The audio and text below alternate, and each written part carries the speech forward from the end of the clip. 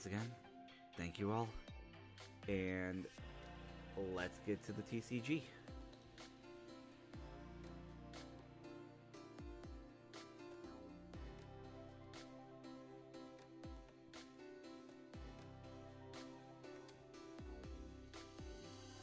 Alright.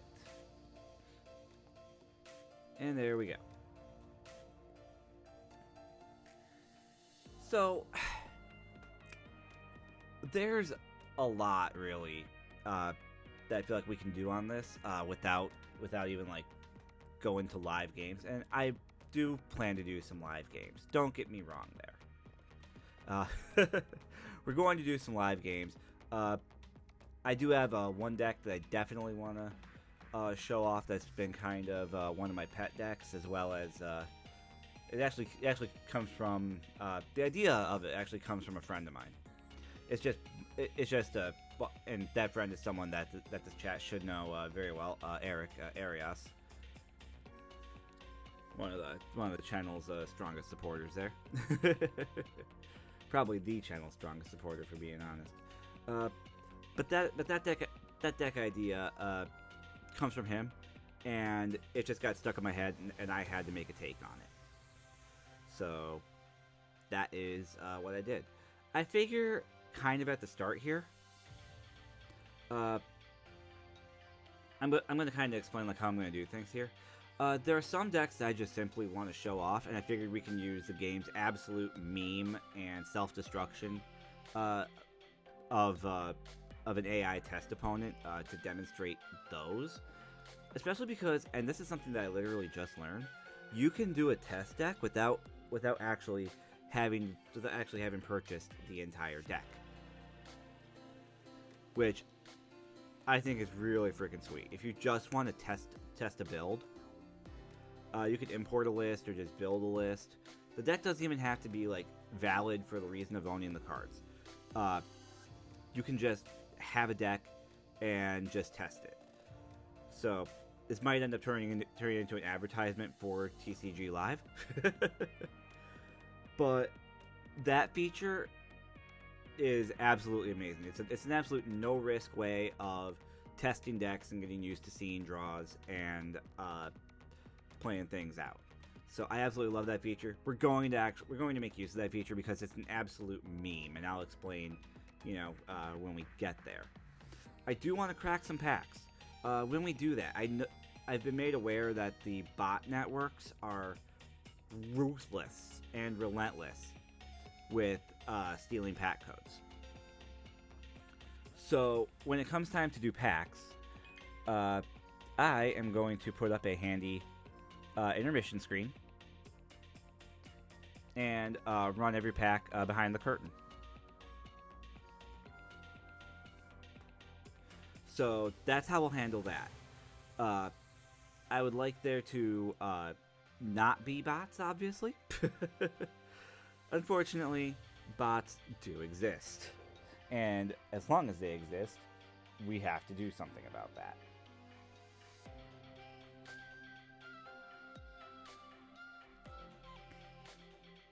Oh, sweet. Just got a notification that I've got a 3-row box coming in today. Because I am... I'm just going to make a comment that retail therapy and depressive spending is a thing. And it's no coincidence that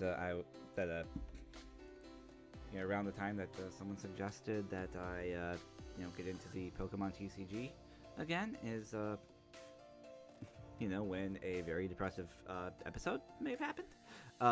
Just throwing it out there. So yeah.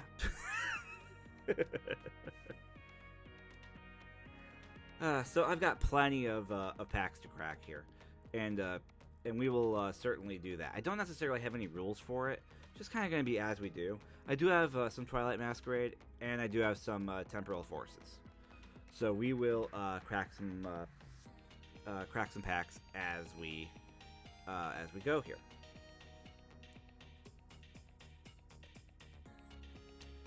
Like I said, we will do some casual play. And we will also, actually, in addition to testing decks, we can even try to build something. So the way that I end up building decks, and I'll just get to our decks window here. The way that I end up building decks is very, very, so there are like 3 ways I build decks. I can build a deck because I'm challenged to. Where it's like, hey, you should do this, or you should try to build a deck around this. Because I have a hard time just simply like, oh, I'm going to build something. I'm one of those that needs an objective. Sometimes. So for me, my objective, quote unquote, and this is really where things come down to. It can come down to somebody having an idea and me getting that idea stuck and wanting to do something with that. It can come down to me cracking packs and seeing a card and going, huh, this is neat. I wonder what I can do with this. It can come down to looking for a list, finding a list, and then being like, oh, this list is actually really awesome. Or it can just simply come down to vibes. Just vibes, yo.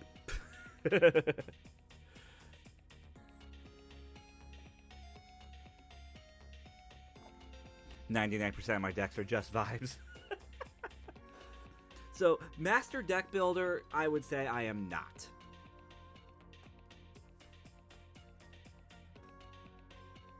Yeah, I would say that I am not a Master Deck Builder. I would say that sometimes I can be creative and stumble into something that can actually be kind of useful. It's very rare that I personally will go, I have an idea. This is how I want to build and flesh out that idea. These are the adjustments I've made to that idea. This deck is freaking awesome. It's very rare for me to come up with that personally. Usually, my best builds come from somebody else having an idea or giving an idea and working around that. Because if you leave me to my own devices, there are 2 decks here. And there's Palafin Shuttle Run right here, and Togekiss Waitstaff right here. These 2. These are my first 2 builds since returning to the Pokemon TCG. They suck. I can admit it. The Palafin deck, and I'll just pull it up here, that's fine. The Palafin deck is literally, it's based around Palafin's Justice Kick. So this deck is literally, how many times can I get a Palafin up, and how many times can I get that Palafin to Justice Kick? Unfezant is there as a free retreat option to switch with Palafin to get Justice Kick to go. And Altaria is literally just there to take up space. No, really, Altaria is literally just there to take up space. Because I was just like, huh, what can I do? I know, I'm going to splash some Steel Energy and we're going to run Altaria because I just really want to make use of Soothing Lullaby.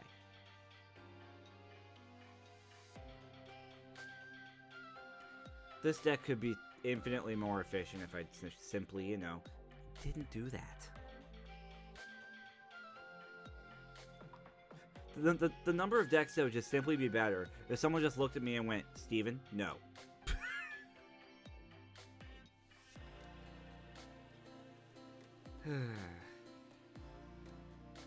And yet, here we are. I still have this deck. It's not the... There we go.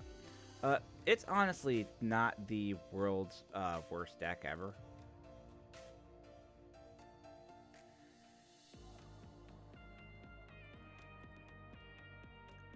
Yeah. Like, I mean, there are definitely some awful decks, and that one I would say is not a good one. But for a first attempt, I didn't think that it was bad. Uh, everything, uh, everything on here, bad customer service and North, I think are my better decks. And this one, the Toad Scroll EX deck, is the one that I think is currently my best deck. Uh, but we'll go over that in a second. The Togekiss Waitstaff deck, I called it that because it relies on Togekiss uh, literally just being an energy distributor. Because, well, Togekiss with Power Cyclone is a thing.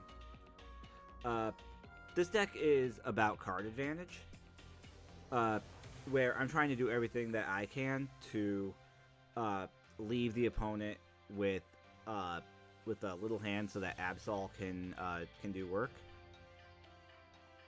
Togekiss just ensures I see a metric ton of cards, because that's never a bad thing. It's never a bad thing to end your turn on 8 cards. This deck is a little more balanced out than the Palafin deck was,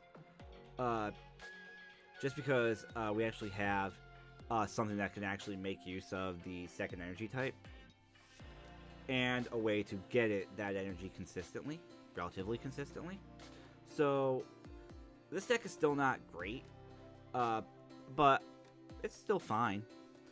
It should be noted, both the Palafin deck and this Togekiss deck, both I've built in paper, based off what I had. So now we're kind of gonna get into some of the stuff that's like, now that I realize I'm not just simply limited to what I have in paper here on TCG Live. This is where I started trying to get a little more creative, and I'm trying to build decks here in live, and then I'll buy singles in paper to fill out, and that goes with bad customer service. It's supposed to be a play on Togekiss Waitstaff. I hope that TCG Live does not get on me for naming a deck bad customer service. I've not had any experiences with TCG Live's customer service, just so we're clear.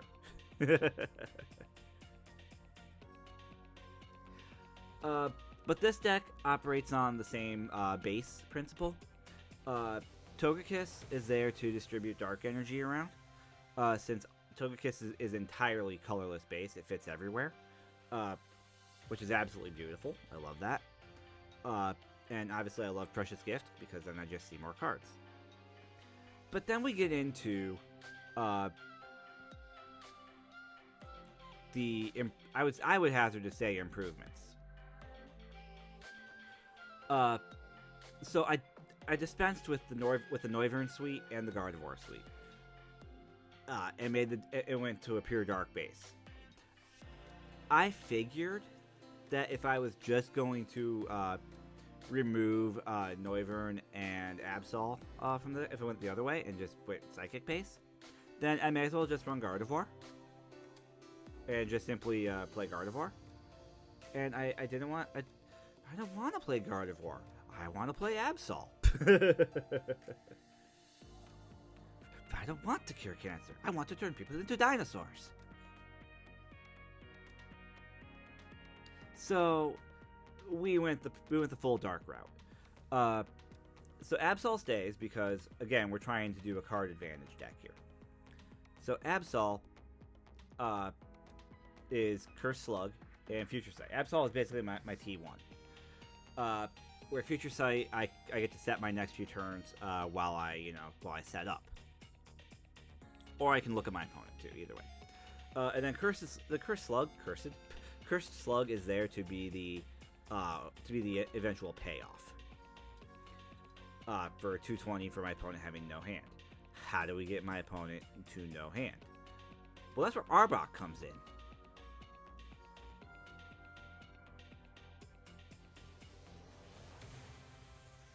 So Arbok is Uh, a little bit of a support card that's kind of a driver in the deck. It's weird. It does a lot. Uh, and the key is really Menacing Fangs. Where my opponent discards 2 cards.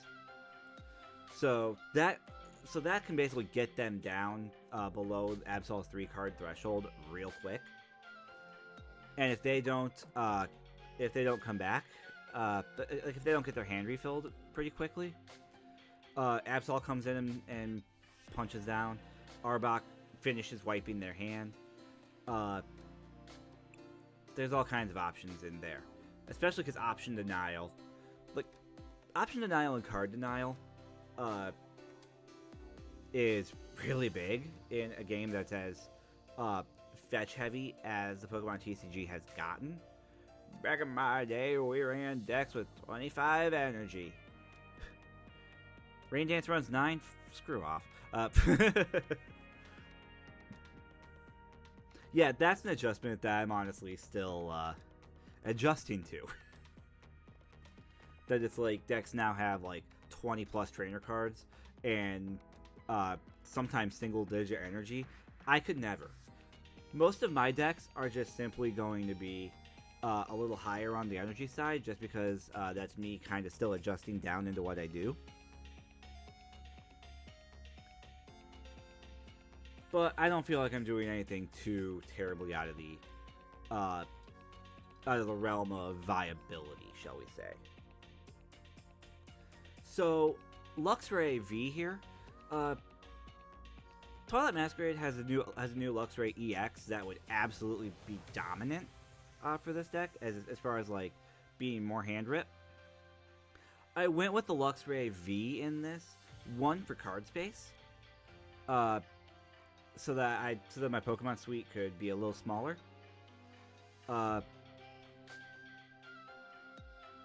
And really, that's it. If I was unlimited in card space, Luxray EX would probably be the choice. But Luxray V is a basic. It hits the board, and within 2 energy, which Togekiss can also fuel it up halfway decent. When Togekiss eventually hits the board. Fang Snipe, gives me information. I drop trainer cards. Trainer cards are bread and butter right now. So, Luxray V is a good option here. Again, if I was unlimited in card space, I would go with Luxray EX, but not doing that. This deck could definitely use a little bit of trimming. I probably don't need 3 rare candies since I have the 2 Togeticks, and Togekiss is my only stage 2. So the rare candy is not necessarily big, quote unquote, in here. Could probably drop the rare candy for maybe another Judge, I'm thinking. Should mention, there are 3 Nest Balls because there's several basics to grab. There are 2 Ultra Balls. Those get me my Arbok. Those get me my Togekiss.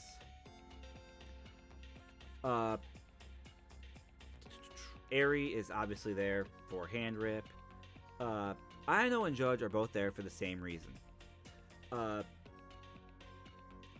They're both there because they will both just instantly grab me card advantage with Togekiss on board.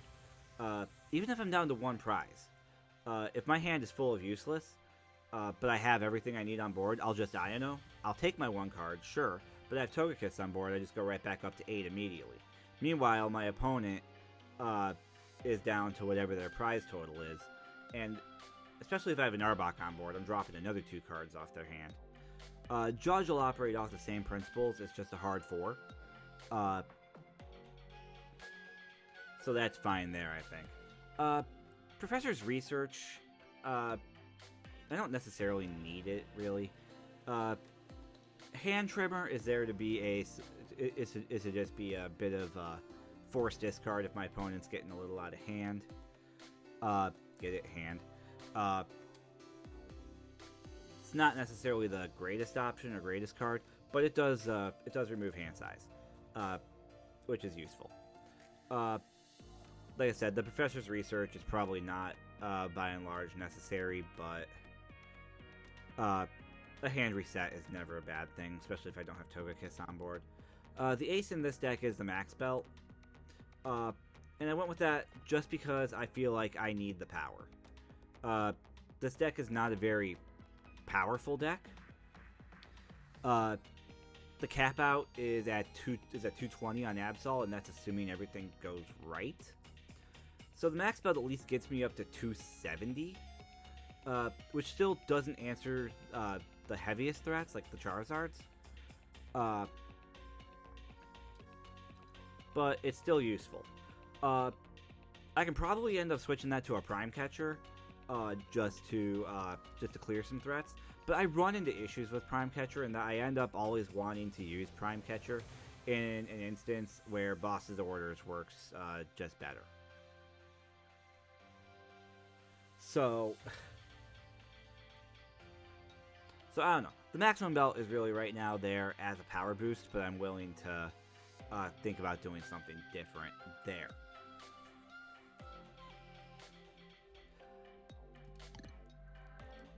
The next deck that I built then, or rather I think this deck actually came before I started reworking Waitstaff into back customer service. So Magnezone EXP. This deck is just pretty much a standard Lightning deck,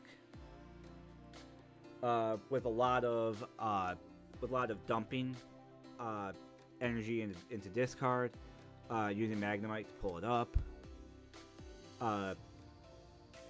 all that kind of stuff. It's a deck that's got a pretty nice power curve, and it's a lot more of a traditional old school deck, I think. Fun fact, when I tried building this the first time, I didn't put in any Magneton. Not my finest moment. But as long as things get flooded up with energy, as long as I can keep energy in discard and energy up to board between Magnemite and Tadbulb, especially Tadbulb when I can just go right to Bellabolt.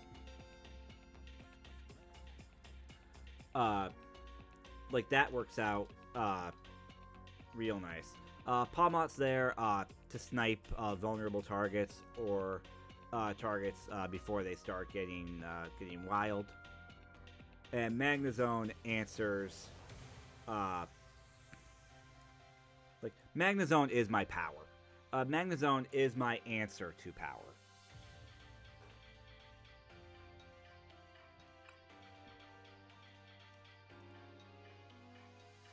And this deck I'm actually starting to build in paper too. I'm going to skip over Blissey because Blissey is not my list, but that's still a list that I want to show off anyway. Because I have been having a ton of fun with that, and we're going to run with that in test first. But I really wanted to go over this deck here.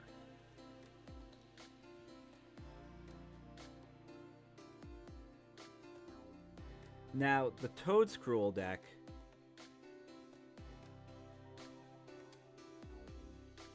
Where am I here? I was doing something. I don't know what I was doing, but I was doing something. Oh, right. I was gonna check. Okay.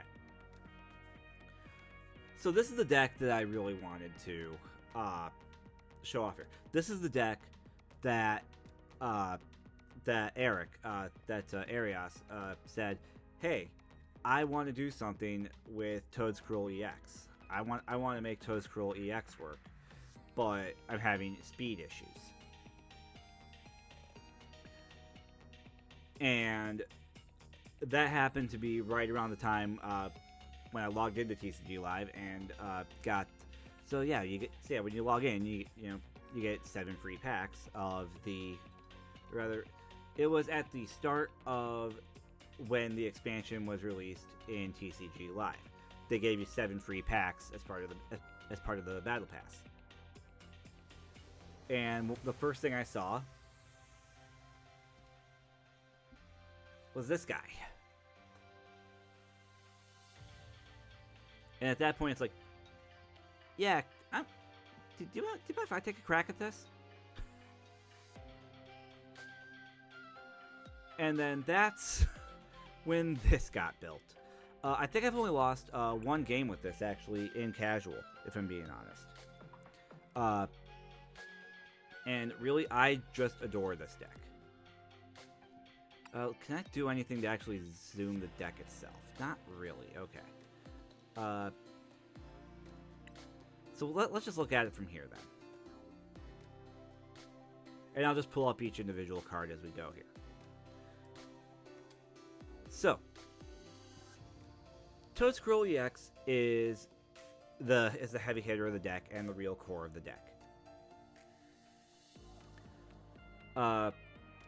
The Protective Mycelium is interesting, but not why we're here, necessarily.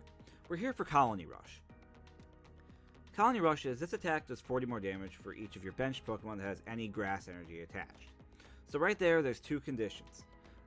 2 energy and 80 damage is a decent thing. Not bad at all. Not great for an EX, but not bad at all. The conditions, you need to have benched Pokemon, you need to have grass energy attached. So, there are a couple different ways to do that. And when I first started working on this, we ended up looking at doing Fortress, and then I started off by running Fortress because Fortress's ability. That's probably where I need to be here. So Fortress EX here. So once during your turn, you may search your deck for up to 5 basic grass energy cards, attach them to your Pokemon any way you like, shuffle your deck. Fortress is knocked out. So right away, you get a burst of 5 energy. You are immediately flooding your bench, just in one go. Which is great. But it's also costing you 2 prizes to do that, so you obviously can't do that if it's going to just simply lose you the game outright. It's a hard corner turn. There's no question there. But it's also not the safest play. It's a very risky play. But it's one that gets the job done as far as getting energy out.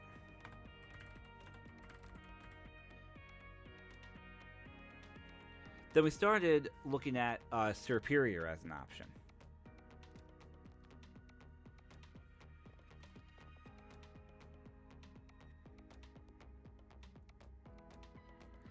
And also, we're not doing those chat messages today. Those chat messages. I appreciate the other chat messages. I don't appreciate the "you want to promote your channel." If I wanted to promote my channel, I'd even more. I'd be doing a like much better job of just simply streaming too. But that's neither here nor there. All right. So the next option that we were looking at was Superior. And it would be Superior V-Star here.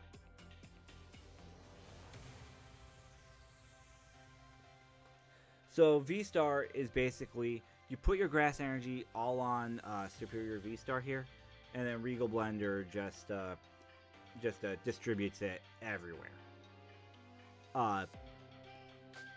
Which accomplishes the goal, and is what I'm trying to do, for instance, with Togekiss. In that other deck. The only issue that I have with this is that it requires you dumping everything on Superior V-Star in the first place. So it seems a little slow to my eye there. But when I pulled the Teal Mask Ogerpon EX here, this is your answer, I think. Because you go back to Toad-Scroll's conditions. Benched Pokemon with energy attached. Well, you drop the Ogerpon, you have that right there, and Teal Dance just is a free energy attach, and you draw a card on it. So that sets you up right there on both conditions.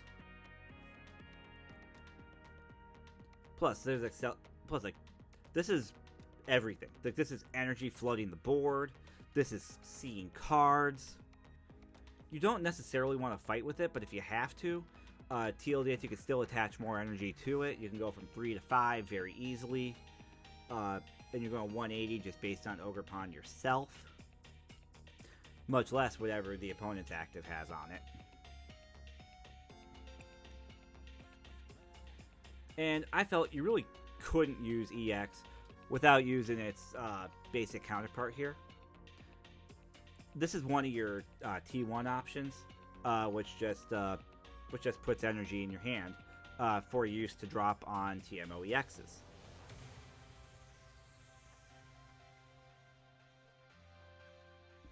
As well as puts energy back in your hand for putting it wherever you need it to, like say on Toadscroll. Now let's say you've built up a ton of energy on Ogre Pond EX because of Teal Dance, and you need to get that energy to other Pokemon that can actually make use of it. Well, here's how we do that. We have 3 energy switches, which just simply zip energy around, which works out real nice. Obviously, we have Arven to go find those. We obviously have enough energy in the first place. We have Beach Court that preserves energy as far as retreating goes. As far as I'm concerned, you could. When I first built this deck, also I did Practice Court. Since you cap out at stage 1 and Toadscroll is your main thing here. So there's Practice Court, especially because a lot of decks don't really settle in at stage 1. They either do basic or they try to get right to stage 2. Nothing really like heavily goes to stage 1, with exceptions, obviously. But this is one of those exceptions, I think, that Practice Court becomes a viable play. Beach Court's also a viable play just because of the energy preservation. Since 4 of the Pokemon cards in here run 1 retreat, and it drops Toadscroll just to a 1 retreat, which is not bad. So we're really fine there. Then you get to Iron Leaves, which was suggested to me. This was not my choice initially, but since it was suggested and since I've been playing around with it, this deck, this card right here, helps this deck sing.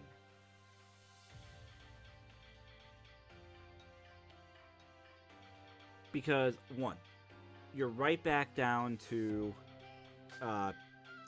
the core, moving energy. This is a basic that hits, and it redistributes energy.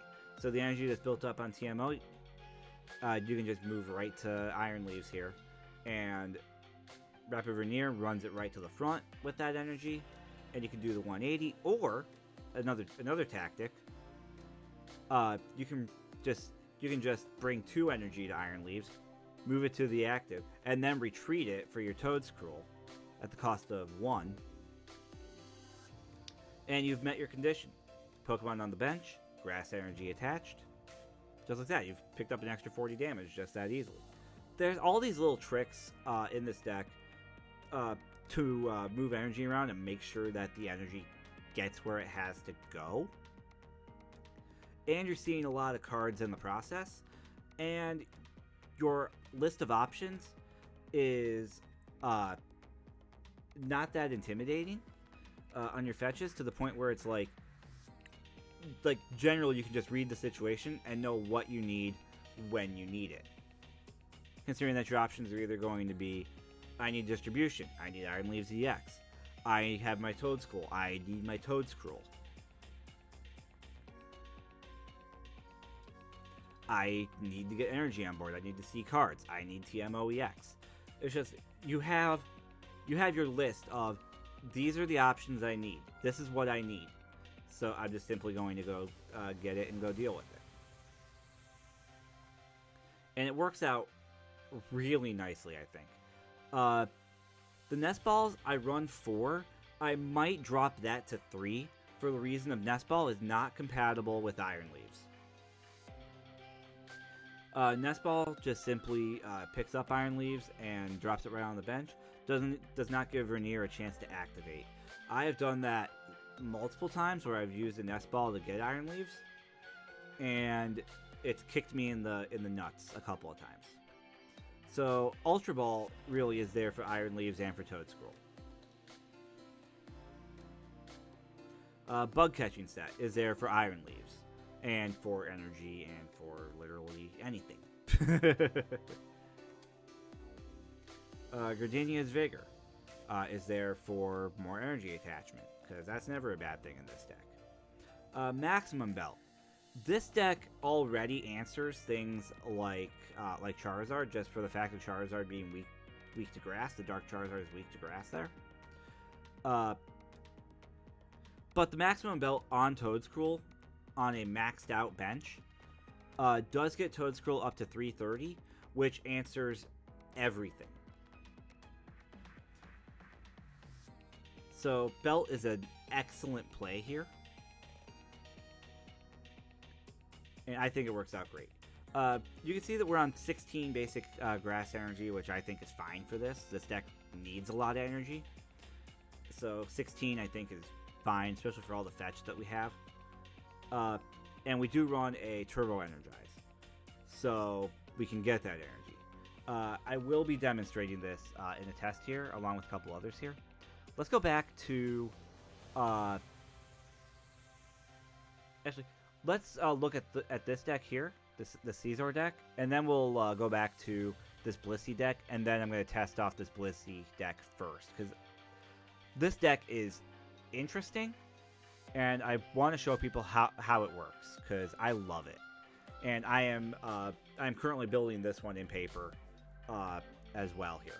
But this deck is fantastic, and I love it. But let's go to this deck, because I built this one off my own creation. This is me being silly. And this deck is not complete. This deck is not complete itself. I still have a lot of tuning to do. So this one's not going to see live play yet, but I do have a 60 card list, and I'm going to tweak it as we go here. I want to test this too. This deck is, remember back when I said, when I opened a pack and I see, hey, I see this card. I want to use this card. So let's build a deck with this card. This is Caesar EX.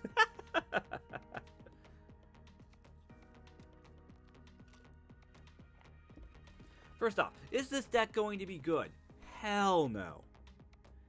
Absolutely not. This deck is not going to be good. This deck is going to be an absolute dumpster fire, which makes sense because most of the deck is weak to fire, but you know what I mean. So, this deck is basically me seeing Caesar yesterday and seeing Metang back when I was first opening packs in the first place and going, I love this ability on Metang. I want to make this work. And then, like, but wait a minute, the Metagross is kind of bleh, and once I evolve into Metagross, I don't have Metal Maker anymore.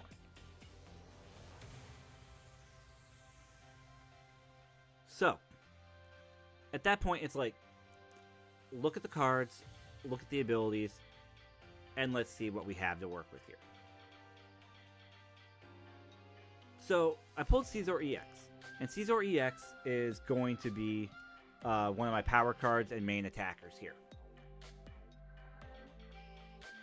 So, Steel Wing is for defense. This deck is actually going to play quite a bit of defense, too. So, Steel Wing is damage reduction and 70 damage, which,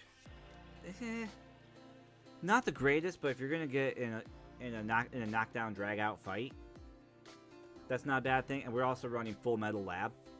So, with Steel Wing, that's like 70 damage before Caesar even gets touched, which I'm not complaining. Then there's Crossbreaker, which is the main source of damage here. It's up to 240, and it puts Metal Energy in the bin. So looking at Metal Energy being in the bin, you know that we're going to be doing a lot of pull-up and a lot of retrieval from the bin. So we're only running 2 energy retrieval, and you're like, but Steven, you literally just said we need to pull from the bin. We do. Metang's ability, though, rolls cards off the top of the deck. So it's not that I necessarily want them in hand, although having them in hand is quite useful. Obviously, because that's how you just apply from hand. That's fine. But Metal Maker pulls from the deck. So I want the ability to pull cards into the deck too, which is me going Super Rod. So we have 2 Super Rods, and that's there pretty much for me to take all this metal energy that's going to find its way to the bin and roll it back into the deck. Now, I wish that I had a couple more options as far as attaching energy from the bin. Rourke is one of them.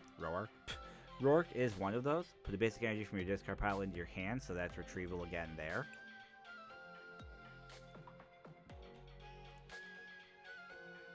Zacian. Attach a basic steel from your discard to one of your bench, so that's some more retrieval there. We're only running 1 Zacian because we don't exactly need a ton. As you saw on the bottom here, we're running 16 steel energy. We're running a lot of energy in this deck because there's a lot of discard, and I still want to be assured that I'm going to be able to roll energy off with Matang. But you're also going to notice the 2 water energy in here. And yeah, there's 2 water energy and there's 1 energy surge. Why are we doing that?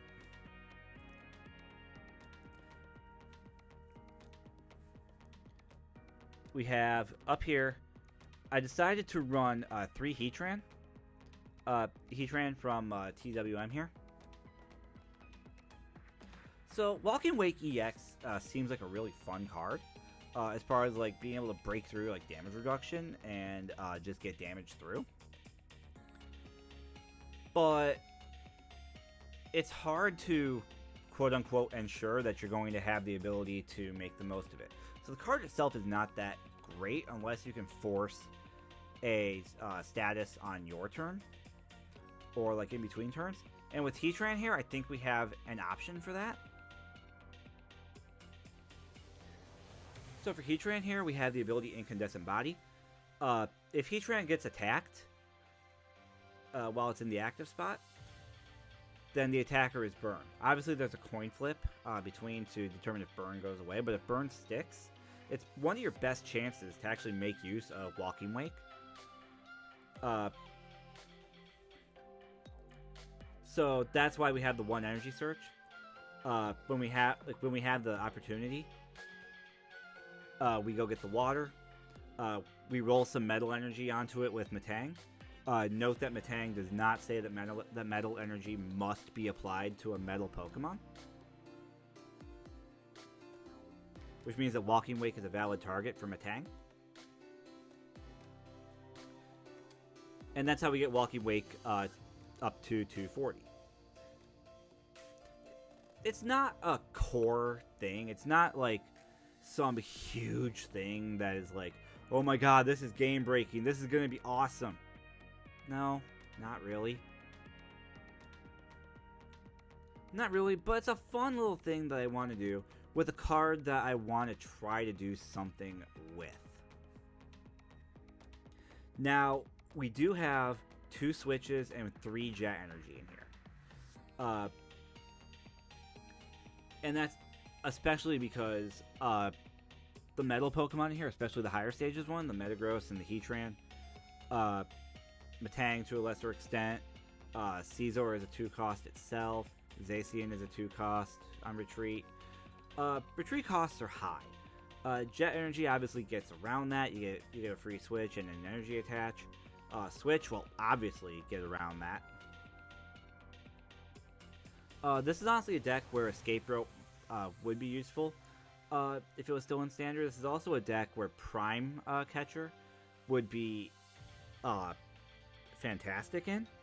The reason why I'm going with Hyper Aroma and not with Prime Catcher, because I wanted to run Prime Catcher for that exact argument. For that exact, oh, Heatran is a 4 energy retreat cost. This is a nightmare. And that's true. That part's going to suck. But we have 5 means of getting Heatran out of there. Also, Heatran is not EX, so even if Heatran goes down, it's only 1 prize, and you can definitely come back from dropping 1 Heatran pretty easily, and you get the burn off the comeback. For Heatran, you want attacked anyway. So Heatran is literally a wall here. Hyper Aroma, though. Hyper Aroma does nifty, nifty things. This is one of those decks where I don't necessarily care about getting to stage 2. We do run one Metagross, but we're not relying on the one Metagross. The Metagross is there mostly for power, so mostly off of Luster Blast there,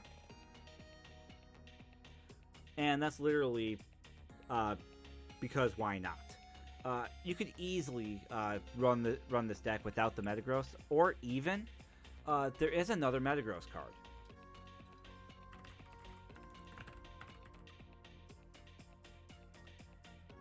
And I should probably be in edit, and maybe I can actually click the right thing.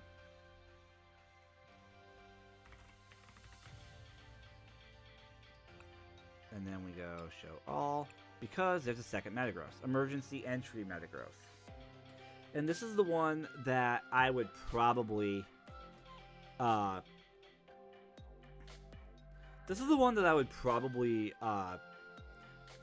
more prefer to run. Metagross, obviously, Metagross in this deck is not a key card.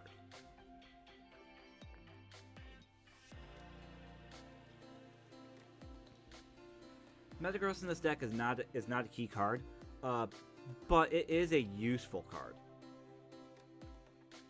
I'm running the Luster Blast version because it is 200 damage, and because I don't exactly have a ton of power options necessarily.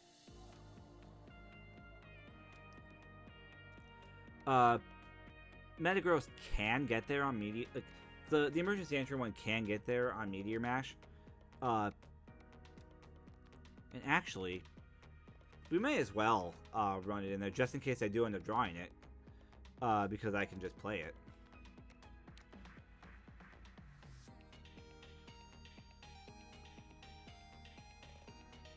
You know, let's do that. Let's add one.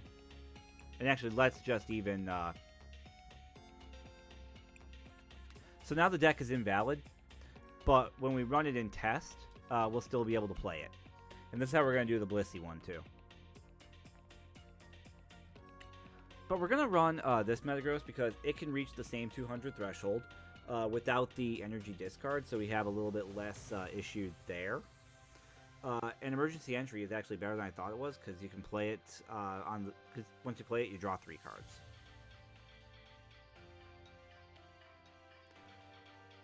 So it's actually real nifty if you end up top decking it. I thought that emergency entry read if it's in your opening hand, but that's not how it reads at all, obviously.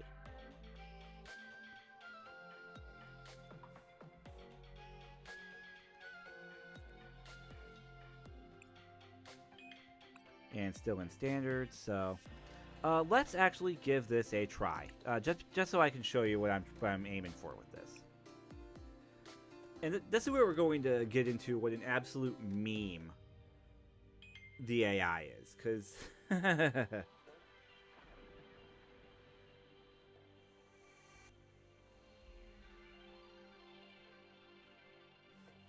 yeah, the AI is nothing short of a meme.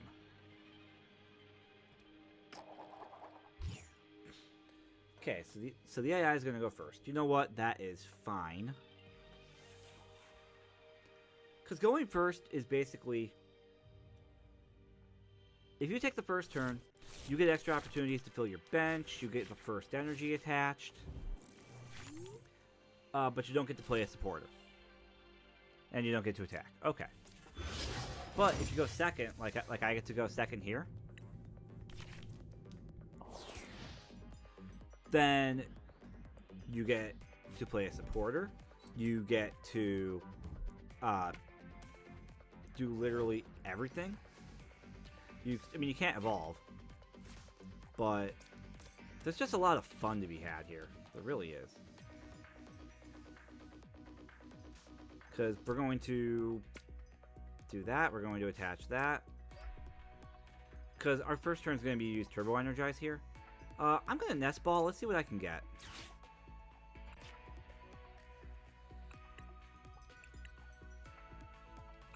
Yeah, let's get the Heatran.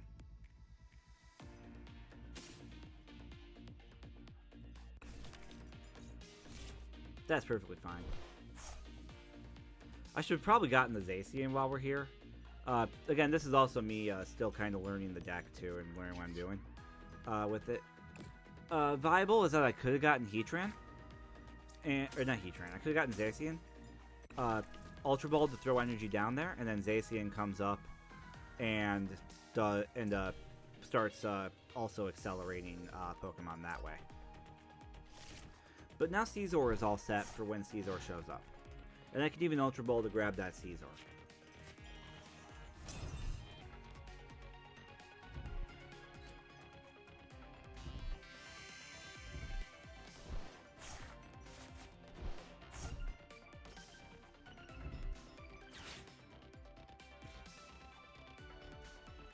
So here's the thing also with this.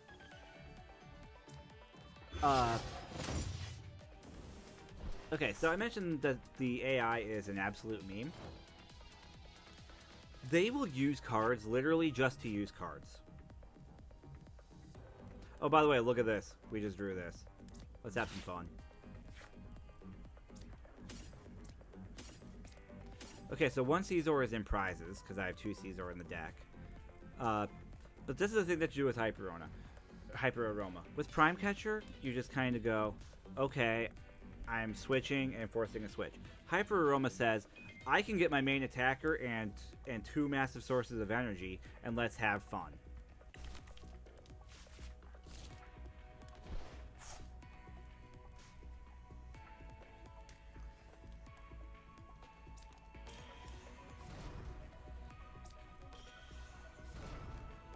So, you know, let's have fun.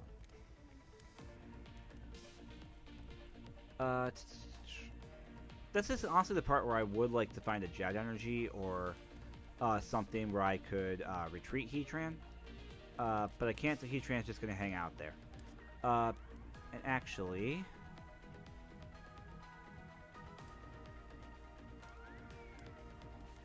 let's Metal Maker. Let's see what I find.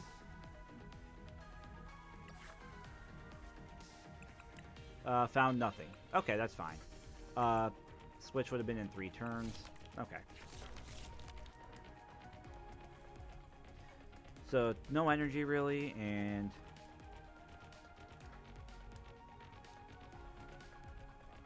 you know what? Let's Ultra Ball. Let's drop one Metang and the basic, and let's go find that Metagross.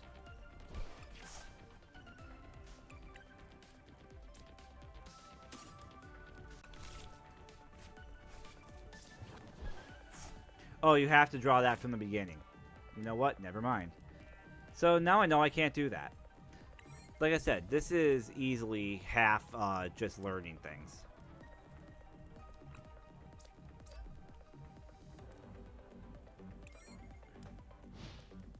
This is half learning how things interact and don't interact.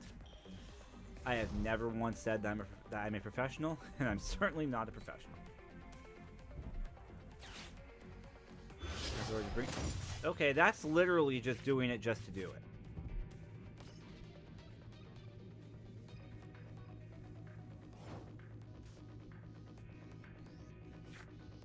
Good old AI, huh?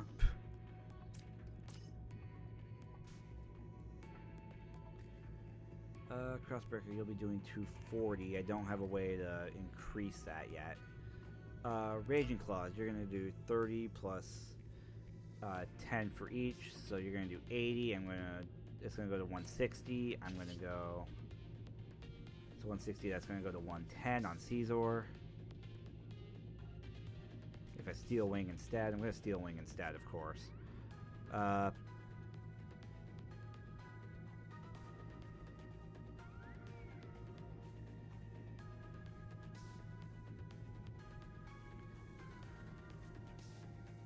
Yeah, Ultra Balling for that Metagross was a big mistake because I don't know, because I don't know how to read the card, clearly.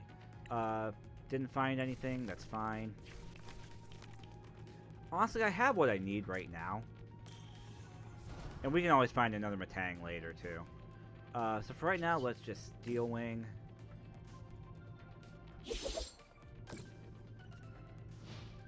Because I don't think they have the...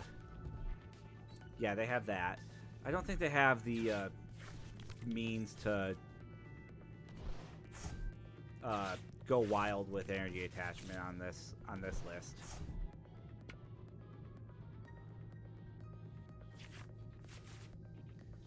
Defiant Band. I forget. Okay. Oh, that's at 70. That's right. So that goes to 100, 200, and then 50. Okay. That's that. Yeah, let's Arvin. Let's see what we find.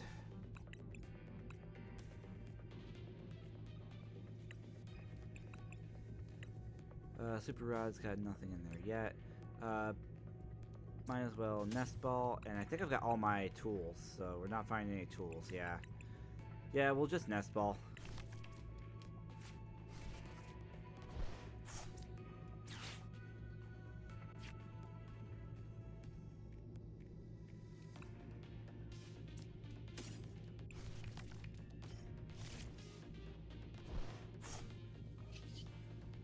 And we have to do Crossbreaker. We have to take this Arcanine out. Then I think my next turn is going to be figuring out how I can get Metagross up on the board. Because this is going to get Arcanine off, and Arcanine is the actual threat here. Arcanine's a threat. Because this, I mean, this is the Arcanine deck. So the AI does take all those like decks that they kind of give you to start and use those against you.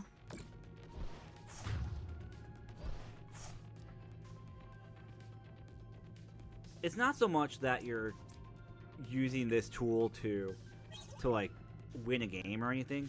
You're more using this tool, like you're more using this like as a tool to see like situations and what to do in certain things. It's a lot like mock drafts for the NFL, where you're not like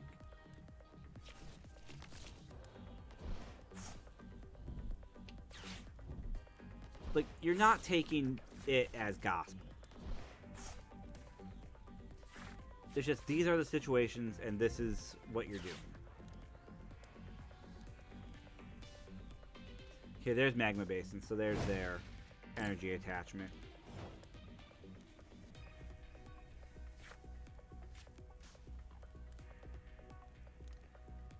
Okay, well there's Walking Wake. I can't play Walking Wake yet because I don't have the energy, and it's just going to take up space. Scyther I can play, I can evolve into Caesar, but I really need to see a Matang pretty soon here. So that Ultra Ball on the Metagross was an absolute waste.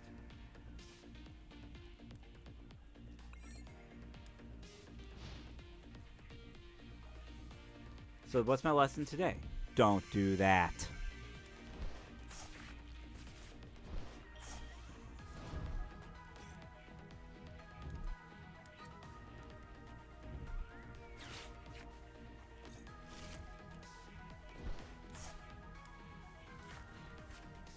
But I think I'm going to buy another turn here. Yeah, because he actually doesn't have any fire energy in his discard right now.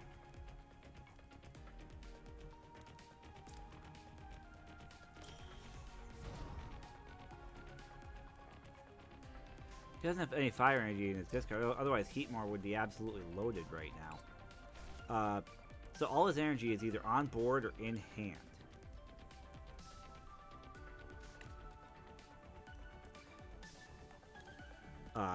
Which is fine, really. So now, yeah, Metagross is going to be...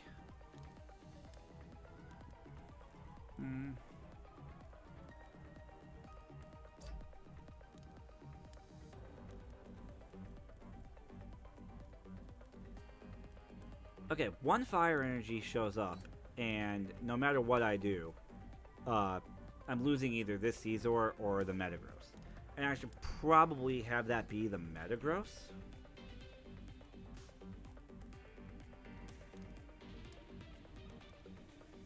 I should probably have that be the Metagross. Uh, just for reasons of it's not an EX. So let's Jet Energy on the Metagross here.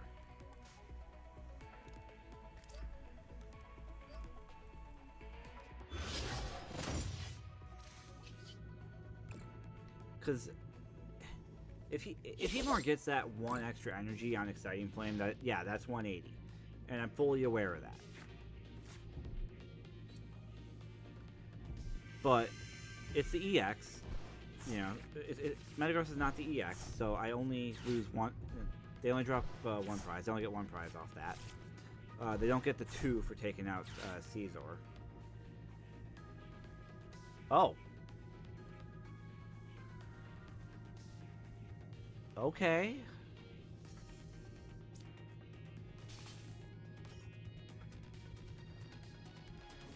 See, this is what I'm saying. An actual opponent would not play the escape rope there. The actual opponent would just play their third energy, Exciting Flames, take out the Metagross, get a very decent attacker off my board.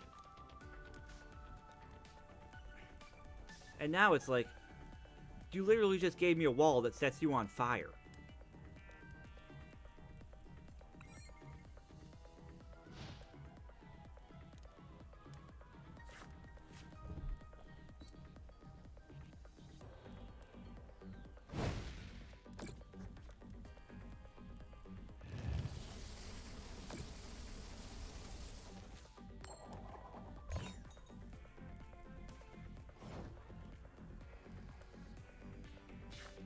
Although for them, it's probably better that it was an escape rope, because if Heatmore would have attacked the Heatran, that would have been a bad time for...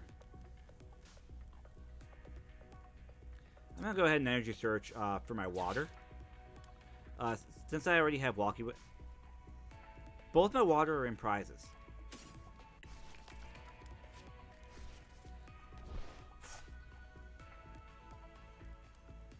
Okay. Both the water are in prizes. That's okay. Might as well load up Caesar then.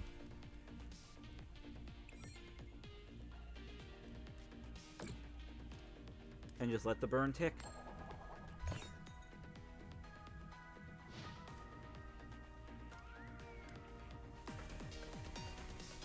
Oh, and then they deck themselves anyway.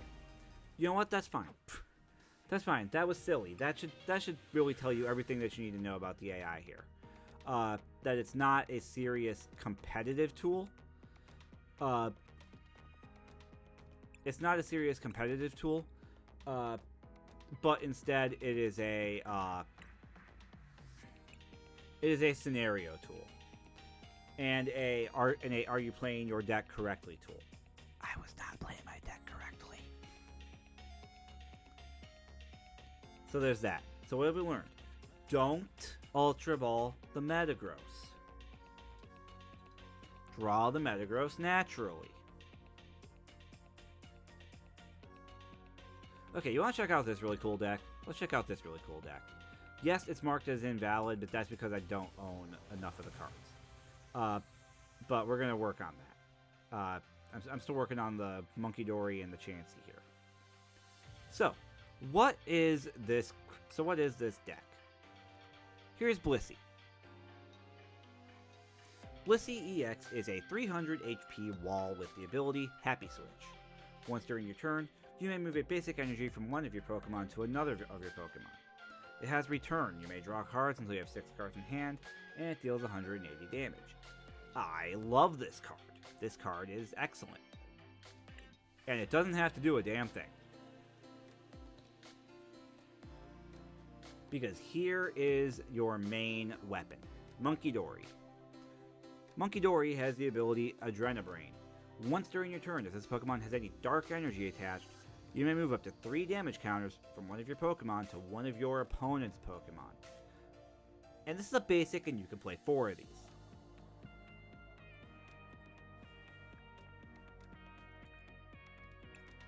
And then we get to this.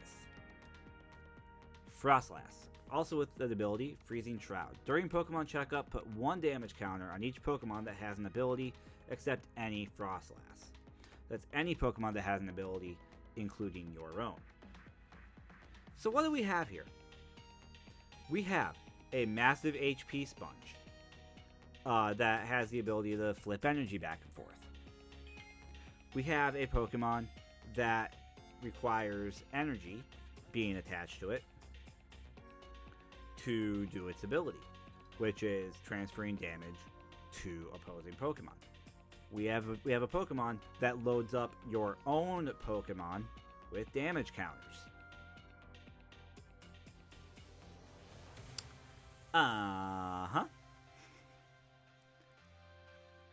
This, when I saw this list, I was like, okay, I see where they're going with this.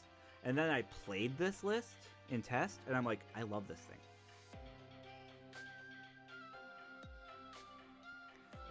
Once again, full disclosure, this is not my list. I would be more than willing to add a second Frostlass just because Frostlass is a key source of damage generation here, and I think that's necessary. But the deck obviously runs very well without it. The deck runs Hero's Cape as its A spec, which is plus 100 HP. So you have a Blissey with 400 HP. You run Sharon's Care, which is basically Scoop Up. Colorless specific Scoop Up. If you remember way back in the old day, the old Alakazam damage swap deck, which would load up a Chansey with all kinds of damage, and then scoop up the Chansey with nothing on it, with no energy or anything, to wipe off all the damage, and then play the Chansey back to the board as if nothing had ever happened. That's basically, again, kind of, sort of what we're doing here, except Sharon's Care is more about a rescue play than a designed, we're just going to wipe 120 damage off the board with no difficulty whatsoever.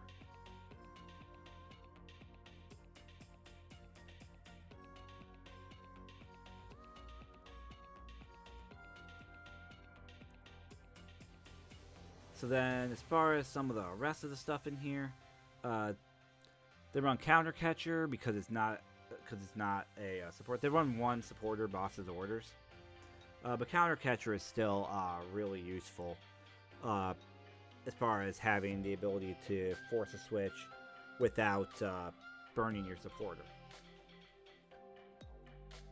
Runs Artisan as its stadium.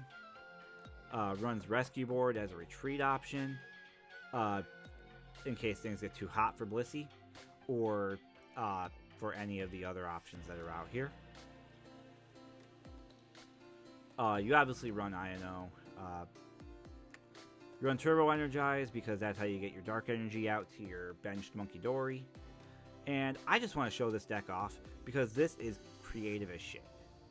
Must only contain cards you own. Yeah, I know. We're going to work on the Monkey Dory and this Chansey later. Actually, this Chansey, if I edit deck, yeah, that costs 1,600. But I wonder if there's, because that's the all foil version. How about the? Oh, that's that because that's a rare, of course.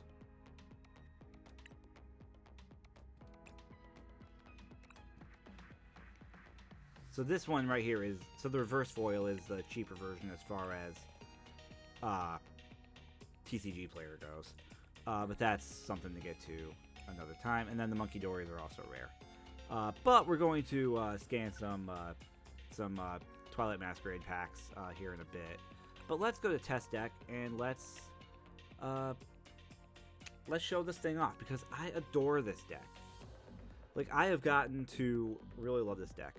In fact, the other day, when I was playing, I was playing my Toadscroll deck, and we'll demonstrate that one too.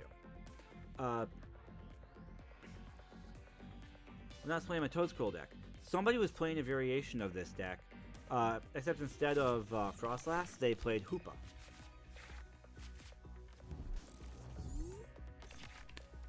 And don't get me wrong, uh, like I like the Frostlass version for consistency, because Frostlass just literally sits there and just drops energy all day, or just drops damage all day.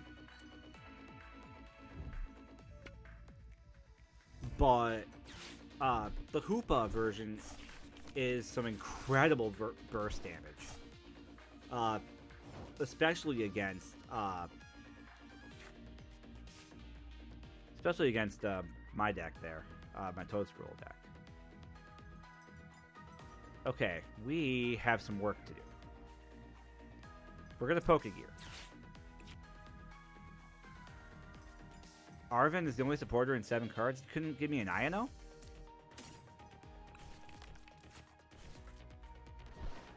I mean, sure, so be it.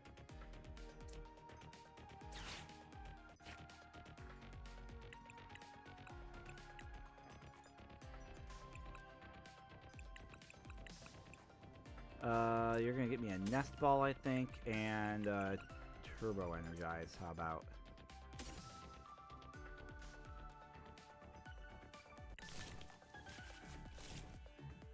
Yeah, I think we do that because we have to. A Nest Ball because I think I have to get a Chansey here to start.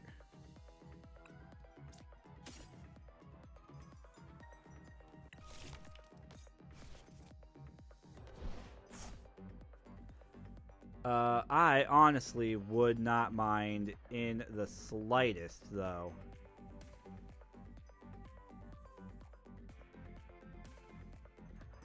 Yeah, I would not mind in the slightest having a whole new hand. Because I'm going to Jet Energy this Chansey.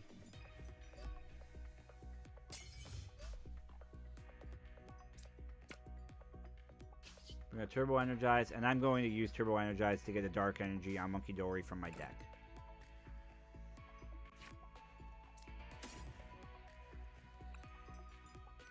Yep, just want the one, because that's all Monkey Dory needs.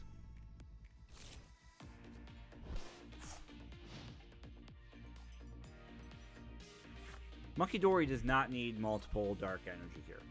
Especially considering that Monkey Dory is a Psychic card.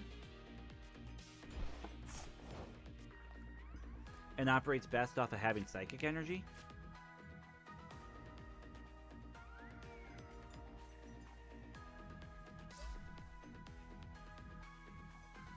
Okay.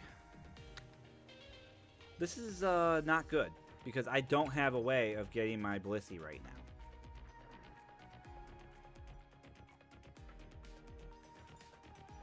I don't have a way of getting the Blissey at all in this hand.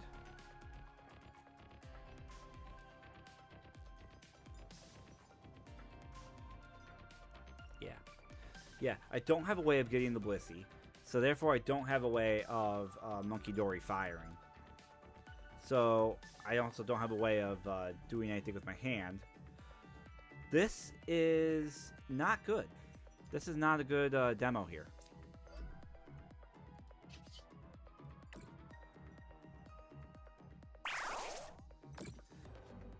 I guess I should be lucky that he's not doing his Arceus Trinity Charge there. Or that he's not doing... Well, now he's doing Power Edge, and now Chansey's going to go away.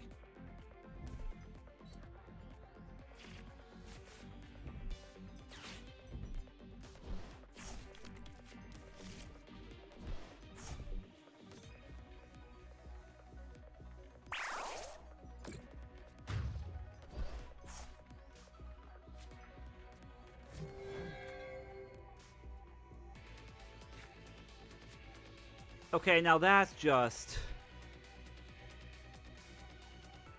a kick in the nuts. That is just a kick in the nuts. To just draw that outright and not get the supporter that I need or anything. We're done here. We're done with this one. But you know, that's why these are just AI tests. Because that's what you do when you get that kind of hand. You just throw the game away. Okay, let's try that again. This next one's got to be a better demonstration of that.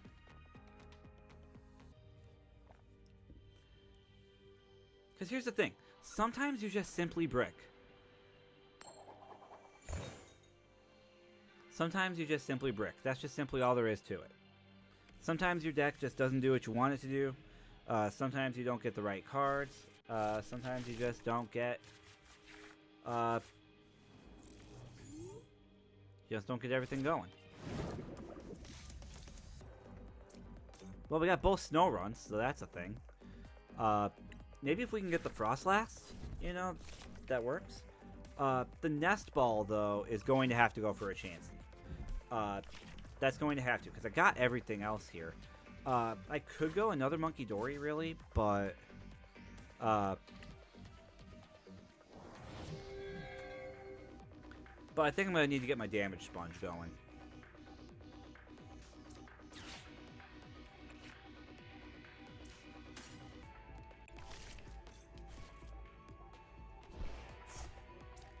Get the Chansey, we put the energy on the Monkey Dory, and we call it a day.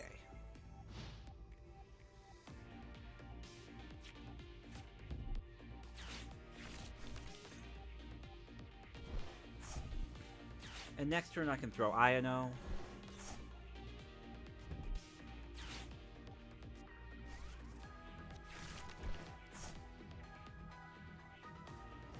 Okay, oh, this is the Gimme Gold deck. Okay, so they're just gonna see a lot of cards and draw themselves out. That's great, actually.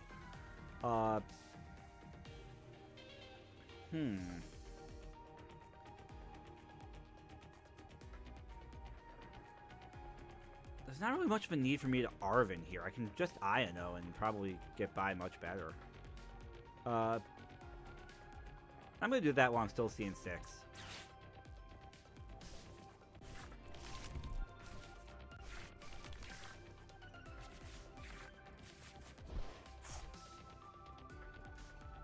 Okay, well there's my Blissey, so we're good there.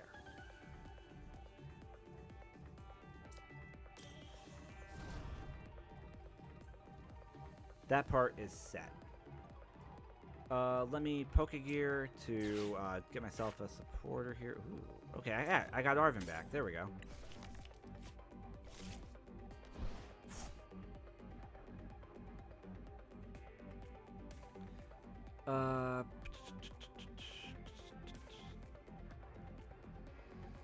I'm going to put my Dark Energy on Snorunt for now, with the knowledge that I can Happy Switch it later. Because then this way, I can just draw cards for a second. The Chansey, I don't want to throw a second Chansey down right now, just in case I start drawing more Monkey Dory. And with drawing Monkey Dory or getting the Frost Last, either way, I don't want to have that spot eaten up by a Chansey right now. So instead, we're just going to draw a card. Okay. Palpad, that's fine. I can grab myself that Iono back, too.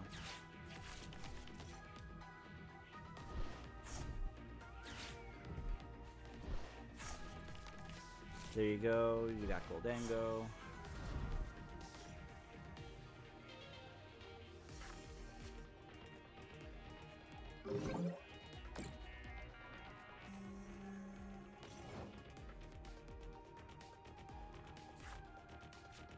Oh, well, I could have a second Blissey now then, too. That's great. But that's not what I'm here for at the moment. Instead, how about...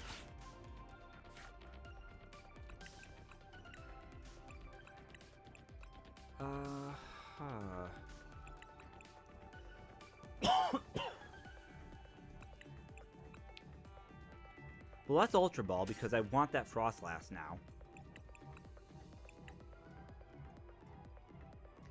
And while we're here, I can get the Hero's Cape on the one Blissey I do have.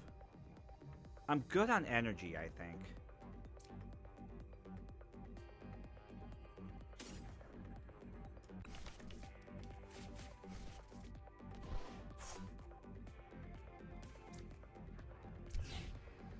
Because that goes there, obviously.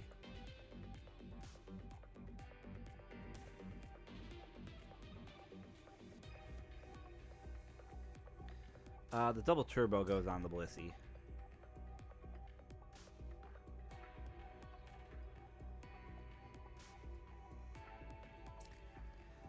And I have the Charon's Care in hand. I can probably drop both the Palpad and the Charon's Care, if I'm being honest.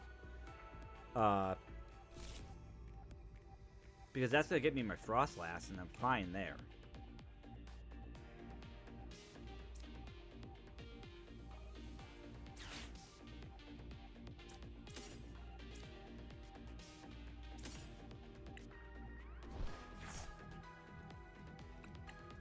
Frostlass is in the bin, or in the prizes. Okay.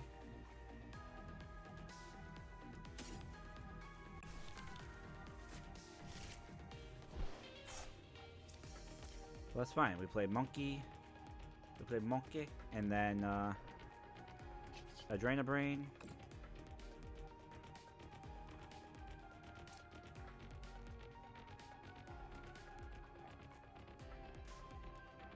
Sure. And then I'll go ahead and set up another Blissey. Why not? Because right now I'm not seeing the extra energy. This Snow Runt may be, I don't want to say a sack play, but it's not overall important. I already have a Snow Runt on board for the Frostlass. Let's just see another card. Okay, that's fine.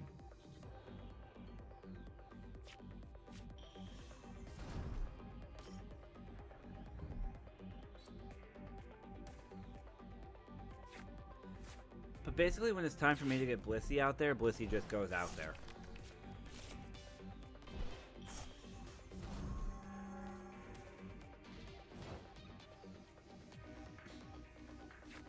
Okay, no damage, that's fine. Chansey, you can go to Blissey right away.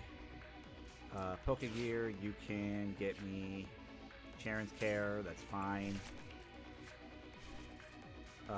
Arvin, you can get me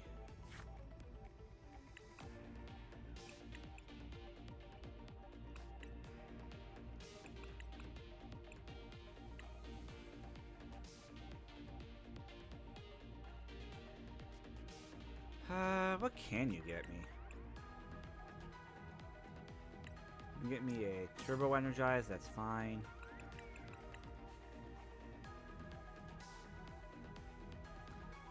Yeah, because I don't need any balls. I don't need a Nest Ball right now. I don't need to find a Monkey Dory because my bench is loaded. Super Rod I don't need. Counter Catcher I don't need. Vessel maybe, but that's required a discard. And I don't need that. That's why we're getting Turbo Energized. Ultra Ball we don't really need because again Frostlass and prizes. Rigid Band don't need. So we're just gonna get a switch.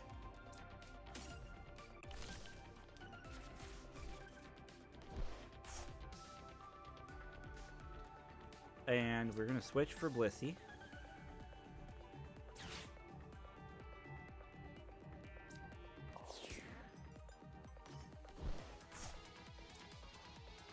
We're going to attach Technical Machine. Oh, we can't because that's got Hero's Cape. Damn. Never mind. We're going to Happy Switch.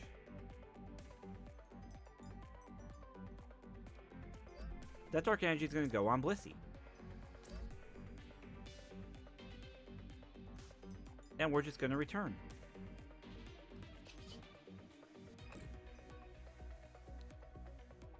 I overthought the living daylights out of that.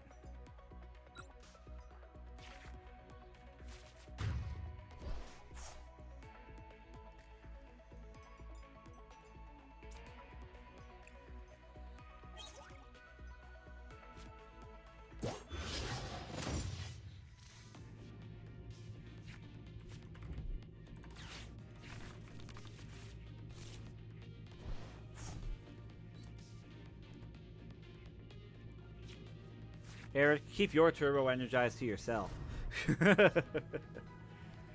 I am still kind of forgetting the fact that a TM is still a Pokemon tool.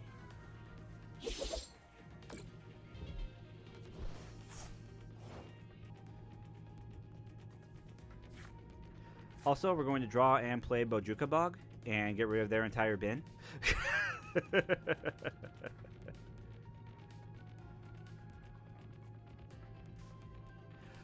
Did we put the funny Chansey that does extra prize? Yes, we did. How do I see the card stack?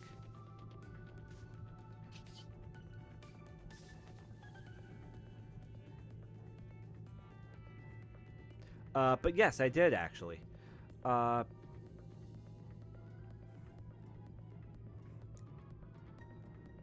right. So now this is the fun part, because we're just gonna go. You take 30 damage, and then we're gonna happy switch. We're gonna move that to that monkey, and we're gonna Adrenabrain, and we're gonna throw more damage on you just because we can.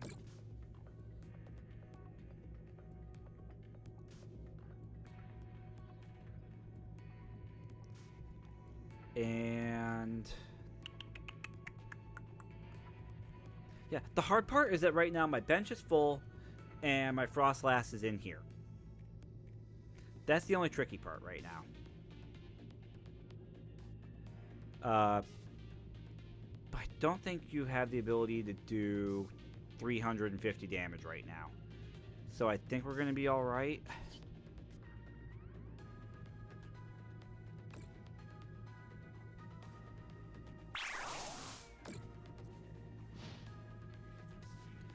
I guess I could have done Sharon's Care to clear up clear up a spot.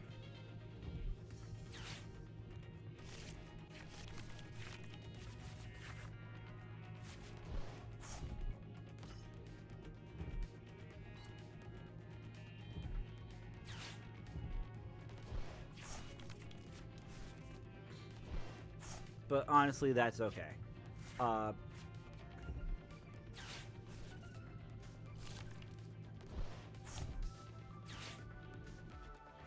I mean, yeah, Sharon's Care would have picked up this Blissey. I could have just attached everything that was on this Blissey to the Blissey that's on the bench. Could have played the Monkey. And, you know, we'd have been alright because my hand size was well over 6. So I didn't need to do return. But honestly, that's fine. In fact, here we're going to put the double turbo on this Blissey here. That's fine. We're going to Adrenabrain. And in fact, we can actually Adrenabrain to take out this Goldengo here. So let's do that.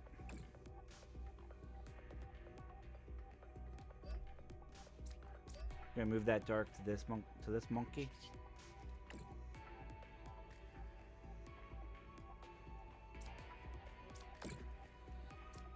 And all the damage has to go on one target, so I couldn't split 30 damage there.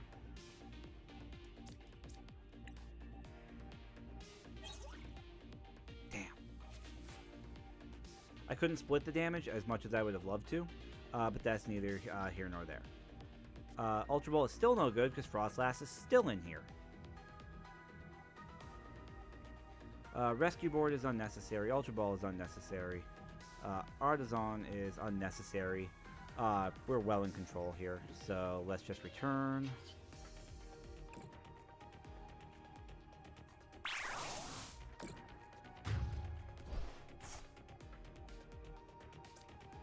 Frostlass?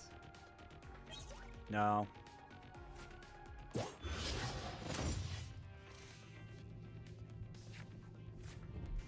No Frosty Lass.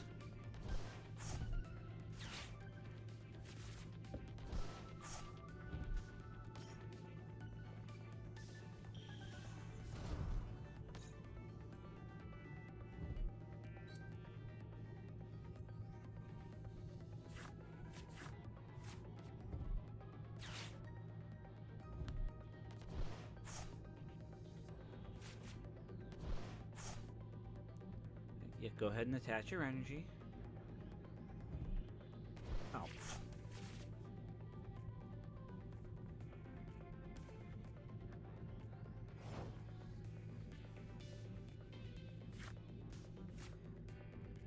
All right. Well, apparently this deck doesn't.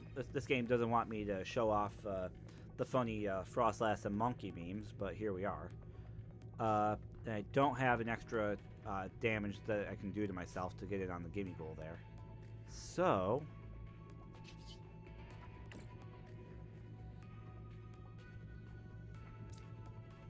But we're going to target the hell out of that gimme goal.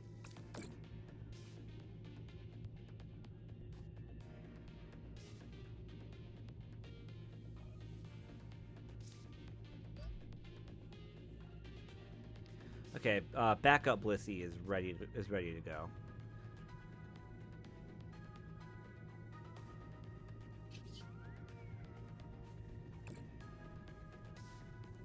But yeah, Eric, that Chansey is in here. It's right here. It's this little guy right here. Lucky bonus.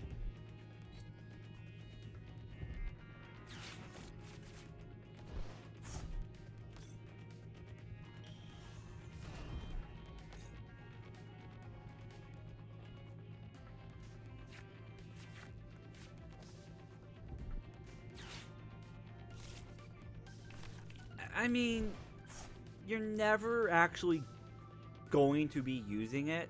It's just more on the off chance of, does it go?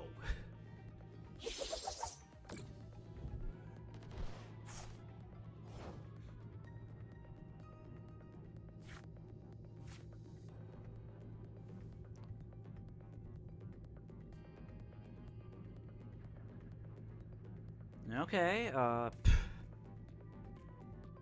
I guess that's the game.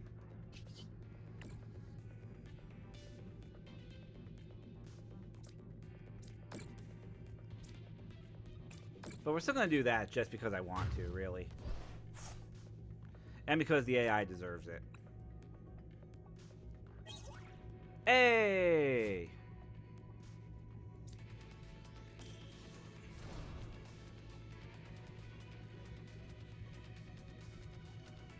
A little late.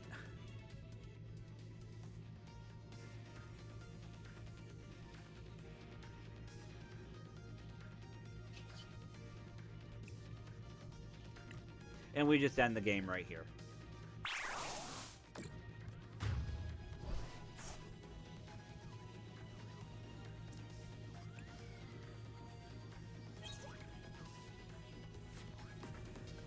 I mean, like, that test got a little silly.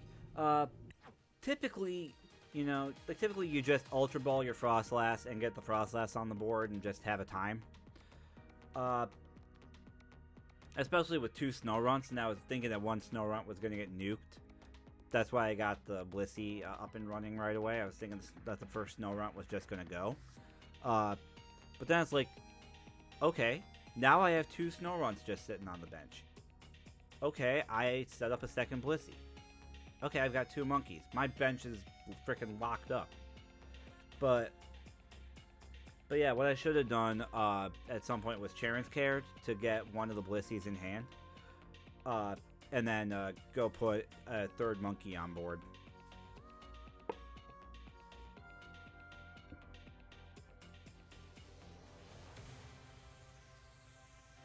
But yeah, I freaking love this stupid deck. I love this deck. I'm building this deck in paper, and it is ridiculous, and I love it. And now I'm going to put up my curtain, and I'm going to scan some packs.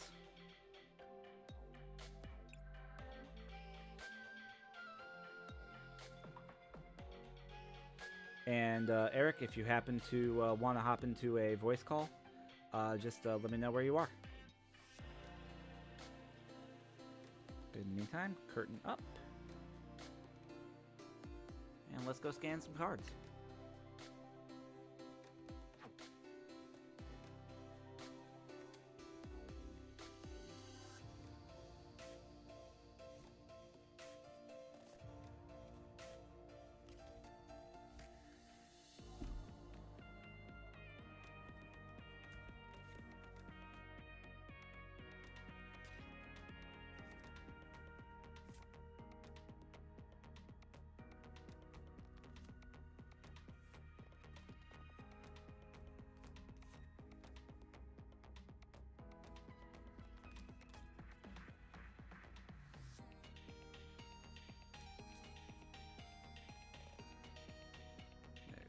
8, 9, and 10.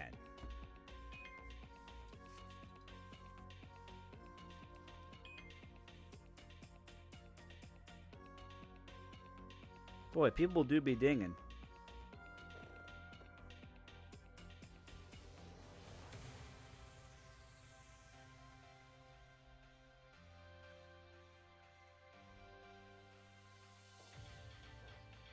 Okay. Got 10 scanned in. I'm going to go ahead and launch them, and let's drop the curtain.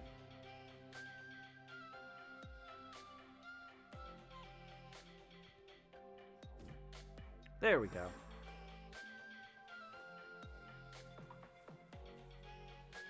All right, so I scanned in 10 packs of Twilight Masquerade here.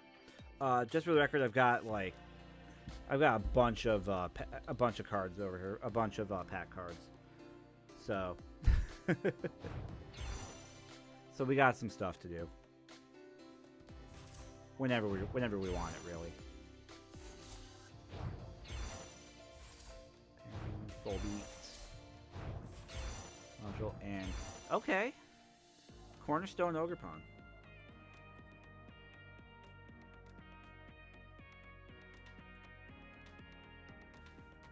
Tax damage is not affected by weakening resistance or anything. Okay, so guaranteed damage.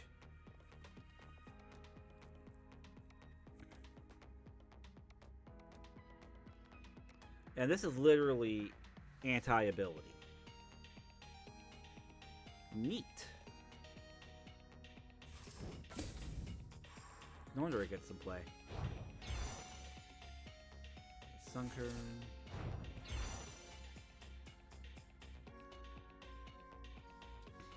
So there's Chansey. The lucky bonus Chansey, I get why that gets run in that deck, just on the off chance that it might actually pop. This for the 120 just might be more consistent. As far as like what it's trying to do. I don't know, the other Chansey's definitely more useful though.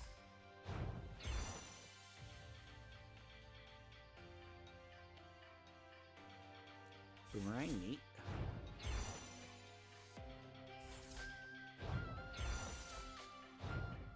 Hey, Walking Wake.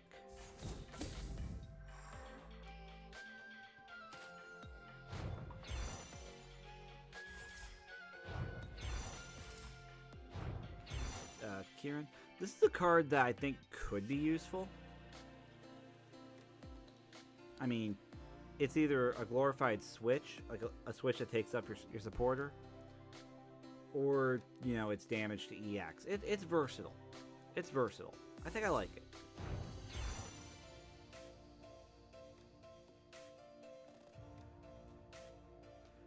Kilowatt roll, that's how you get it to 220 with wind power charge. Okay.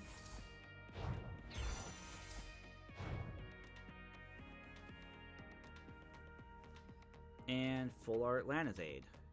Not bad, not bad. 3 in any combination of Pokemon that don't have a rule box, and basic energy cards from your discard pile. Okay. Pokemon Grabber.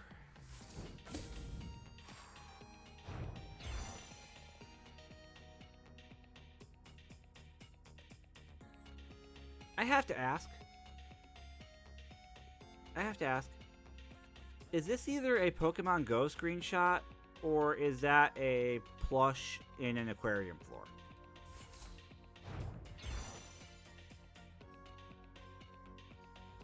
That's a plush on a log.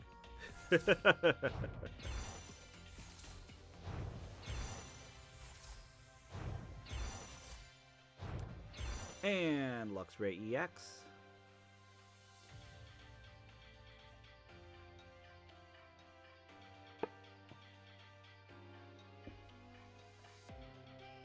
Good old hand rip.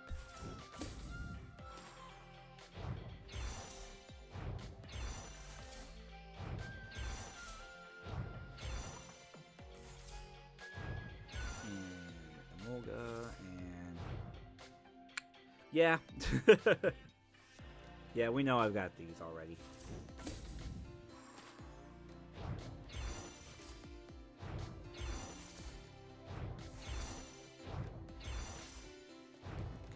Professor and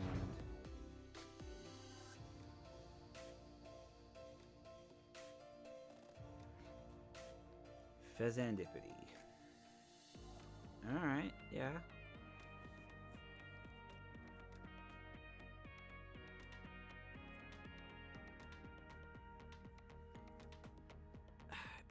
That's nifty. It's weird, but it's nifty. Eric, I don't think there is a such thing as a dumb Luxray build. Luxray just seems legit good.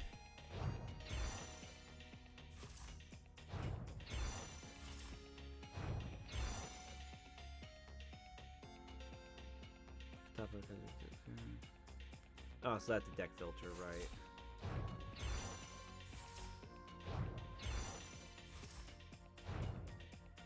Okay, well, there's all 4 of those.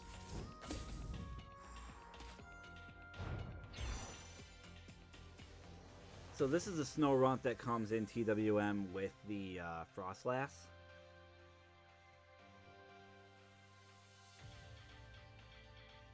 Yeah, I like the collect one better.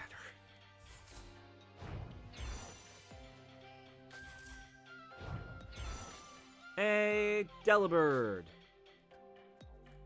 The one time Delibird is actually useful. Ish. Kind of.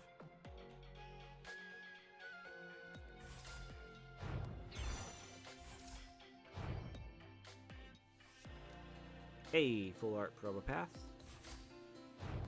And Burb.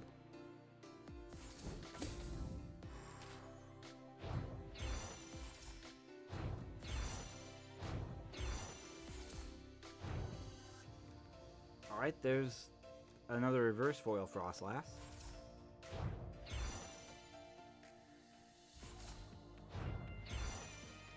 And Heartflame Ogerpon. Alright.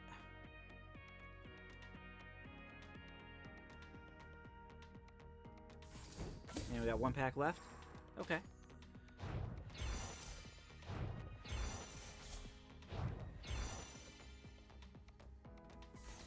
Somebody's moving around down here being very, very restless. You know, Lucian, this is a card that I think could be fun. The only issue is kind of the fairness of it. I don't know. I just kind of rather do Judge, I think, but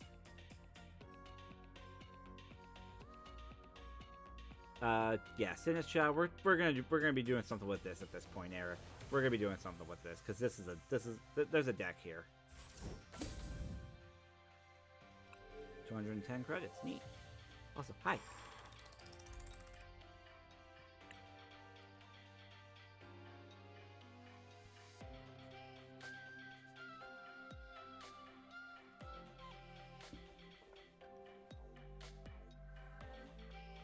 Alright, before doing anything else, I did want to do a test on Toad Scroll just to show y'all how it does go. Just to show how it does go. And then we can take this into the casual lobbies.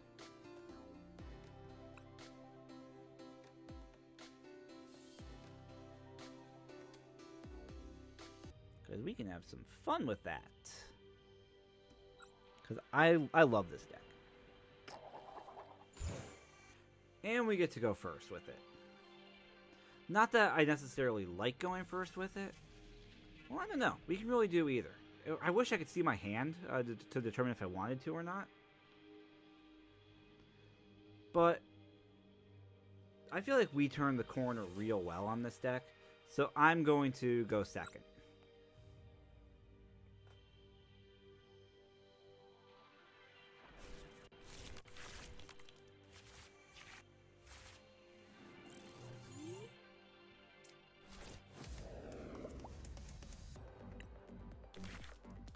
Okay, so Nest Ball here either gets me TMO,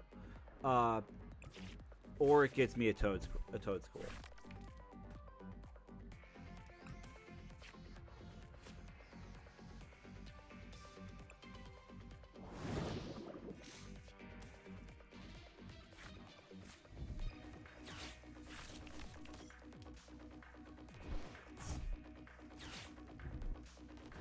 feel like I'm gonna need to see some energy here real quick, though. Okay, there's Toadscruel. Good.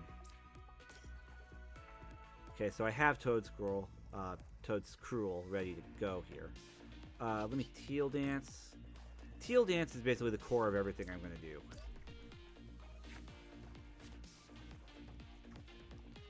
Okay, and Iron Leaves. With a professor's research in hand, this is obnoxious. This is where I wish I had an Iono instead or something. But I could also Nest Ball to get the other... in fact, I think that's what I'll actually do. Because I want energy, and if I'm not seeing it, I need this to get me energy. So we do that. I can always Ultra Ball something else up later. But then for now, let's Airy. You have no item cards, but I see your hand. Oh, this is this deck. Okay. Alright, well, Airy doesn't get me anything, but that's fine.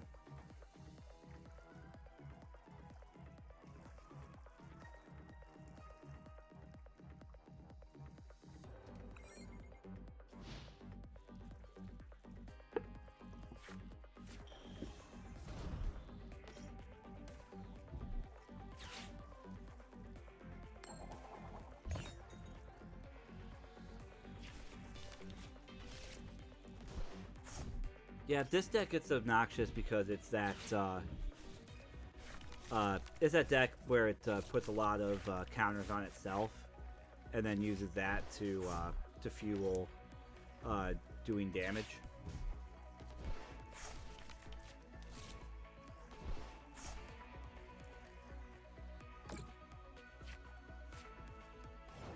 But this deck does enough burst that we should be alright. And, oh, by the way, that Iono just really helped us the heck out. I lost my Toadscruels for now. They're shuffled in. But we're going to be okay. Because I can actually Nest Ball another TMOEX.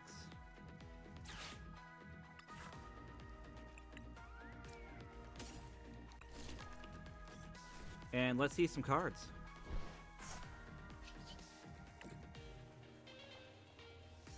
We got 3 energy here, so... And we have an energy switch, so we can do that pretty easily.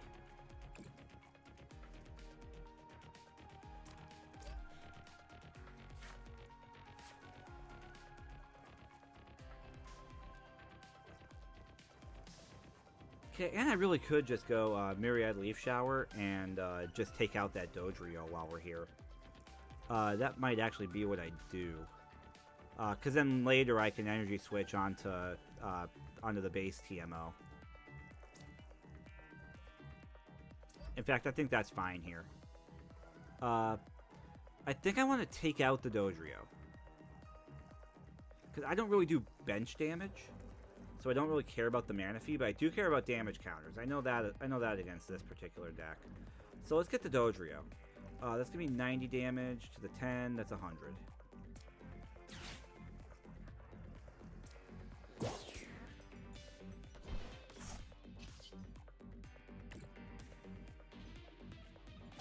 Oh, it's 120 anyway.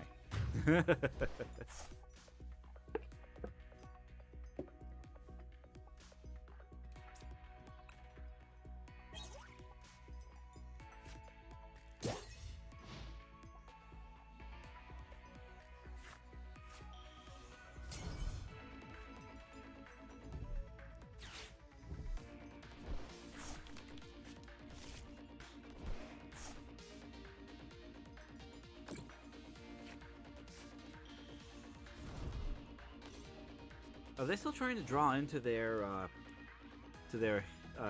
Zoroark V in the first place? Probably.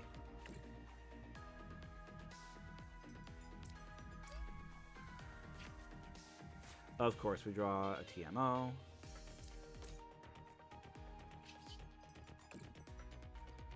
Let's do a TMO.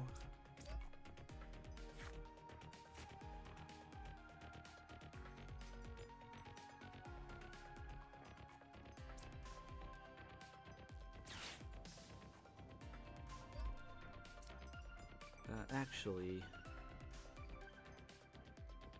Oh, I already selected the one, so I have to go with it. Okay. That's fine. That's fine. I wanted to get an energy on Toad's Cool anyway, because I need to get it for Toad's Cruel. It didn't matter which one I went for, and I can hold a grass energy for now. I don't need to do Teal Dance, because right now it's overkill. And the last thing I want to do is pile energy on TMO without the ability to peel it off. So let's just Leaf Shower. Thanks for the reminder. We're fine.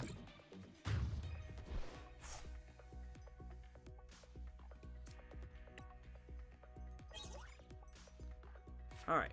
More energy. More energy, always useful.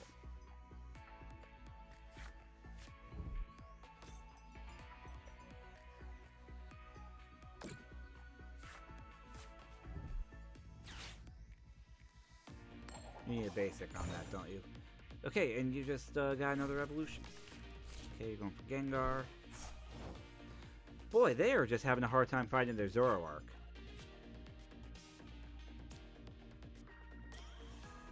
Okay, there's our Toedscruel, so we're all set there. So let's Teal Dance a couple times.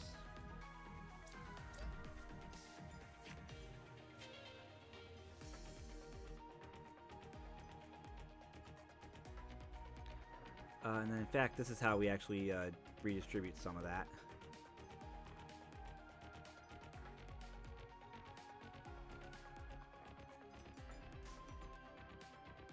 Yeah, I'm actually going to Iron Leaves here, and the reason being I'm going to pull this energy off of this TMO, because TMO is not supposed to be the primary attacker, and I want Teal Dance to get energy on him to get him up to 3, and I don't want to necessarily overload him for 3 unless I have no choice.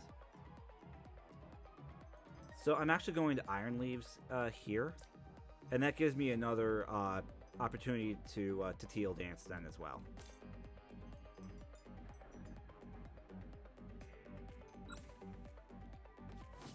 It's kind of a overthinking bit, I know. But it's one of those things that's just like, we're distributing energy. We're making sure that there's not a lot of energy all crammed up in one place.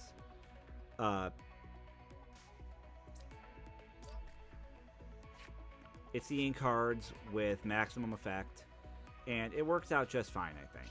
Because we're going to see another card here off of Prism Edge when I attack.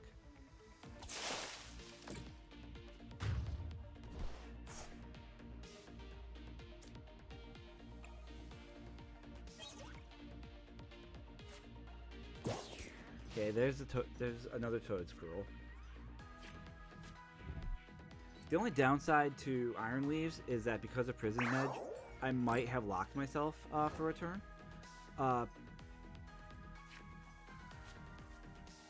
Nah. We're okay. So I can either Teal Dance and see yet another card, or I can just put the energy on Toedscruel and just be online and ready to go. And in fact, I'm just going to do that because I don't feel like I can necessarily take the risk.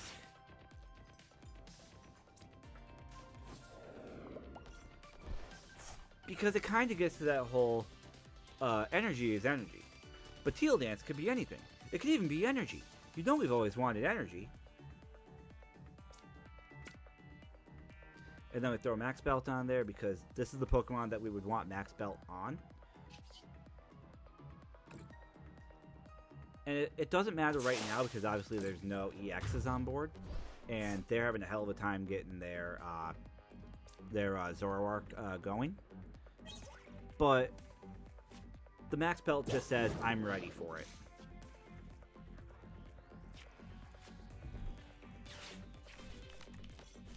They finally got their Nest Ball.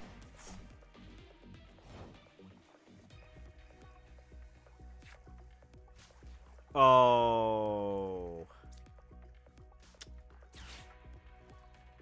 This is one of those where I would be looking at my opponent and just kind of like, oh my god, I am so sorry for this.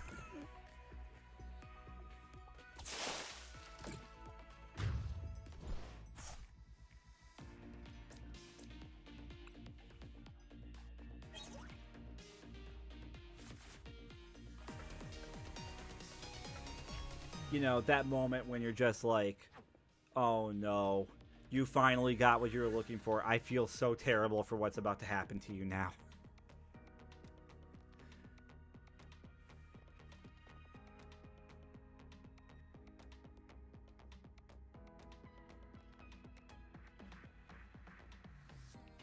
That just ain't right.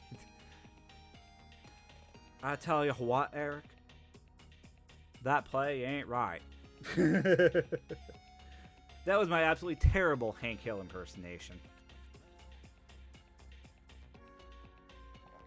You can obviously tell I'm not from Texas. I'm not Hank Hill.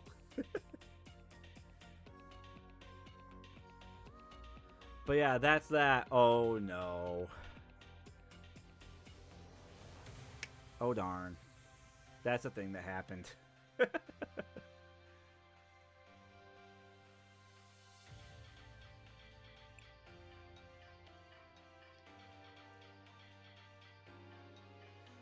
Alright, let's see what our Battle Pass missions are here.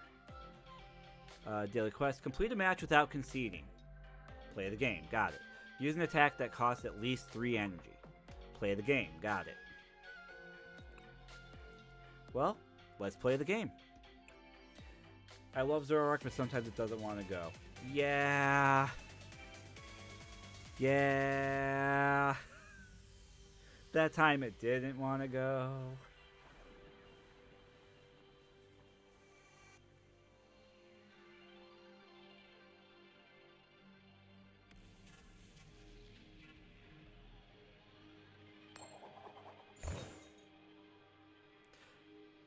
Yeah, no, with all those Dodrio, that kind of hits.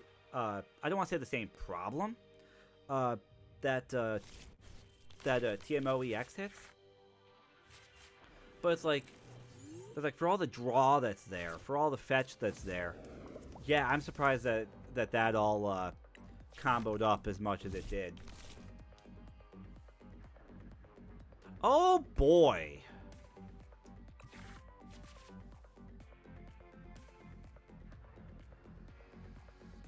Well, he's going to enjoy seeing that I'm playing grass. Oh, dear.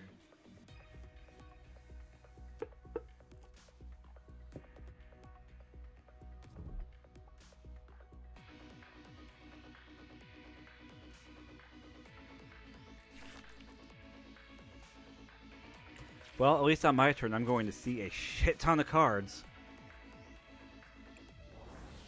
We don't put Iron Leaves EX on the bench.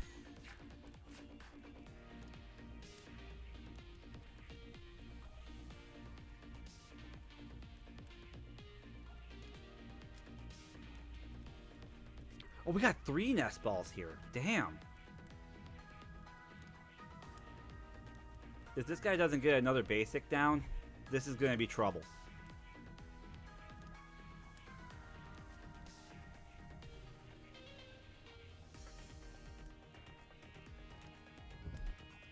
Okay, there you go.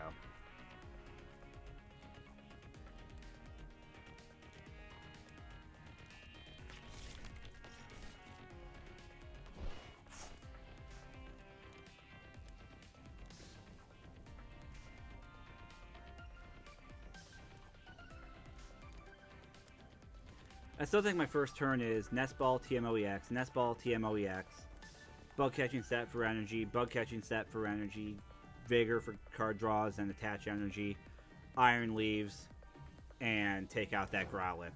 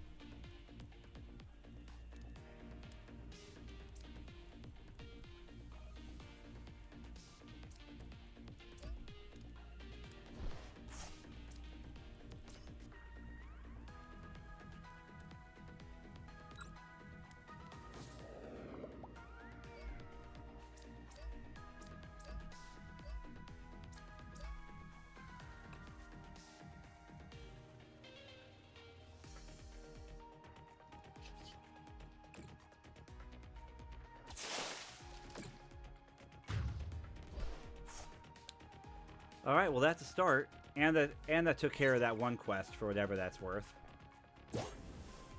But that was a heck of a start.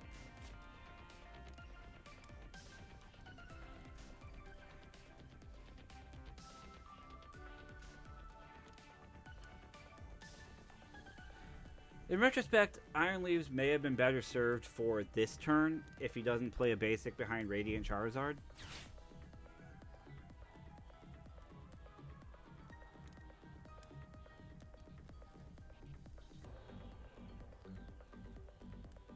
But that's honestly still a heck of a start.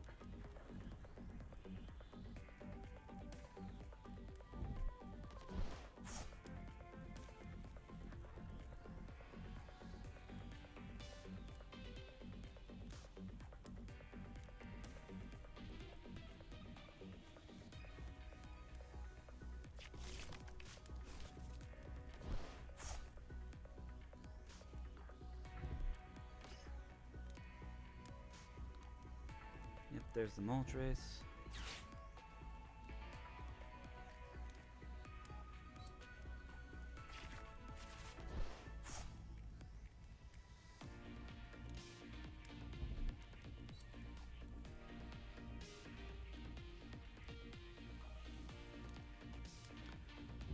Okay, so he needs to get to 4 energy on Radiant Charizard at this point, which means I need to figure something out with that.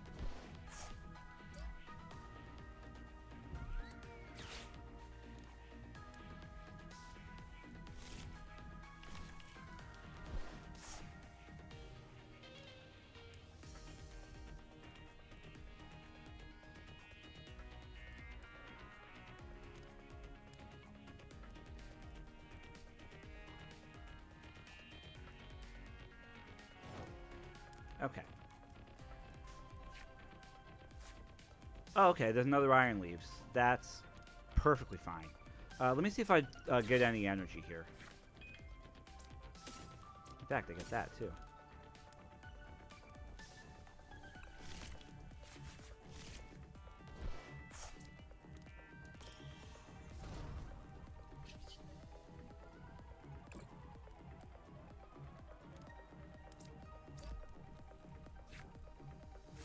Okay, so we can get the Radiant Charizard off of there. Moltres also has to go, though, too.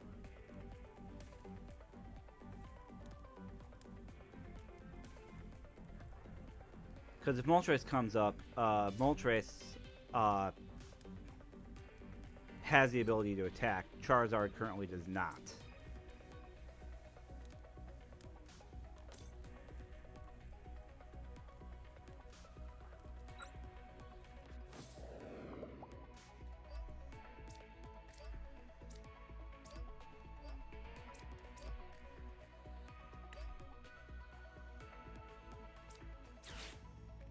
So I'm going to get the Moltres off the board first.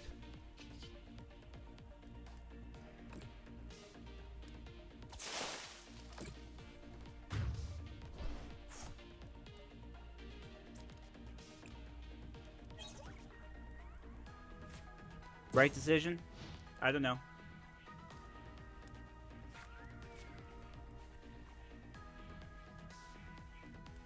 But I don't think this deck is playing double turbo.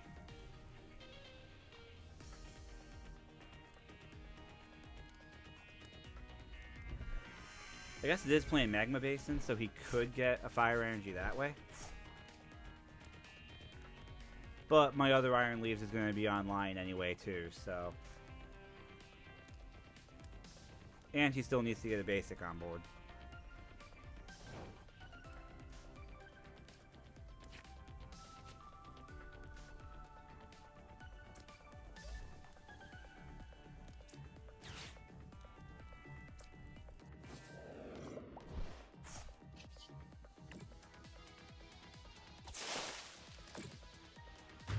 And he didn't.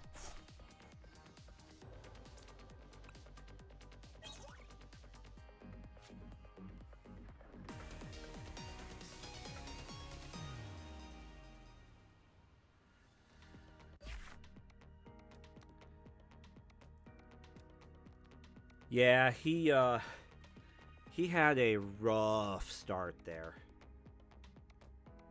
Because that deck's supposed to have a lot more basics than that, but...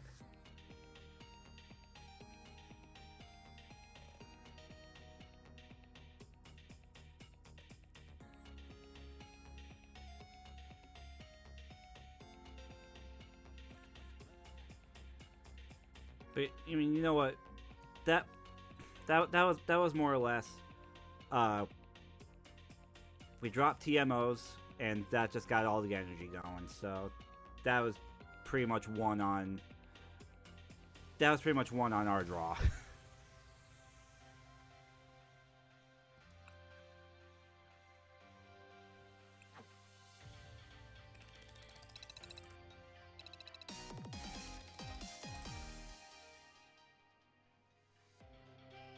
Alright. Coins and credits, we happily take those.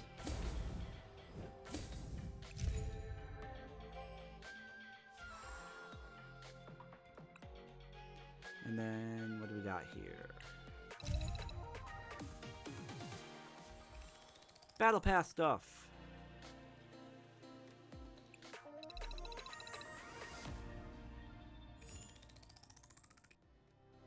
Okay, let's get this first, because that's a full art Arvin and a gold luminous energy.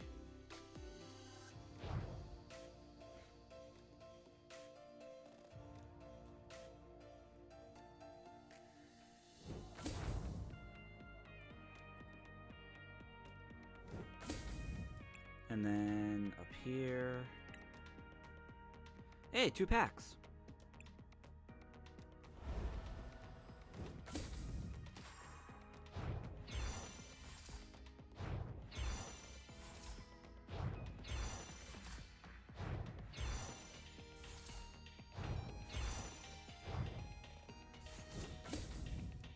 So I know that as far as clicking around on the TCG client goes, TMOEX is a little click happy.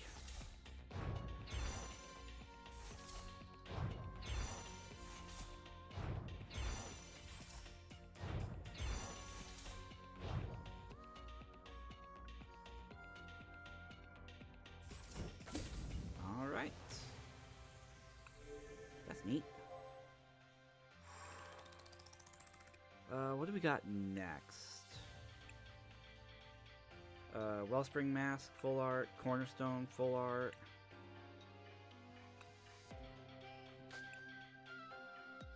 Okay.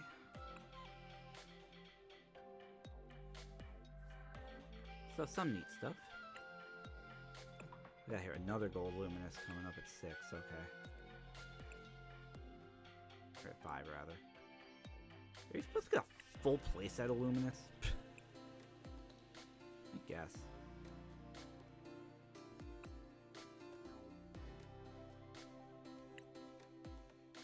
Yeah, you are. Okay.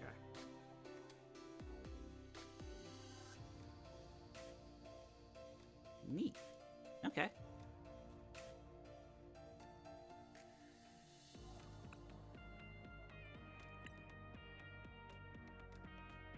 So TMOEX has pulled me from like 1 and 8 to 9 and 8 single-handedly by itself.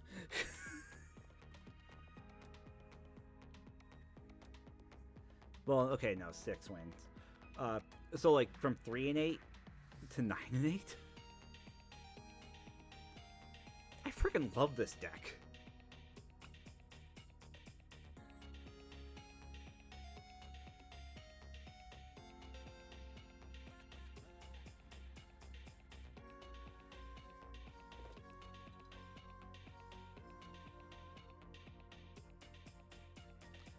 Let's do another one. There's currently a dog sleeping at my feet.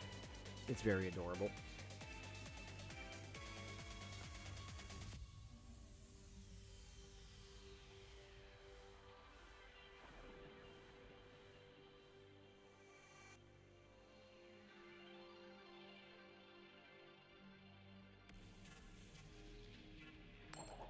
Coin.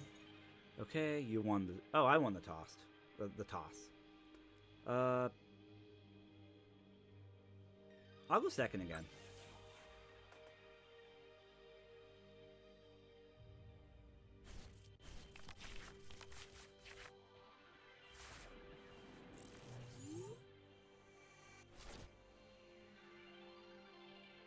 Okay, I'm going to put the base TMO up front and the EX in the back.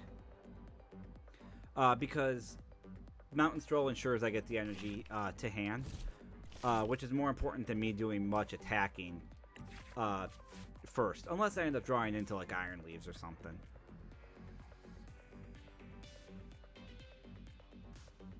In fact, that's probably what my... In fact, my Nest Ball is probably going to be a second TMO EX.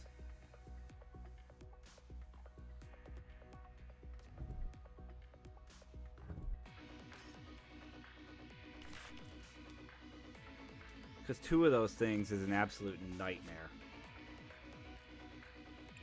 Then the other Nest Ball I can do for a Toad School and start setting up that way. More fire.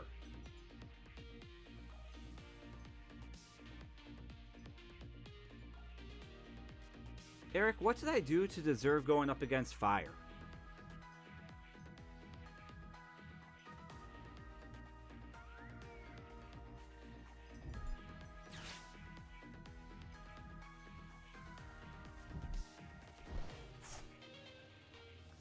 Is it Fire or Charizard EX?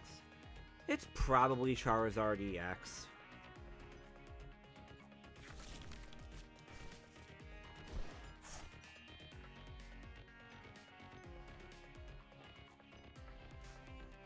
By the way, it was definitely Charizard EX.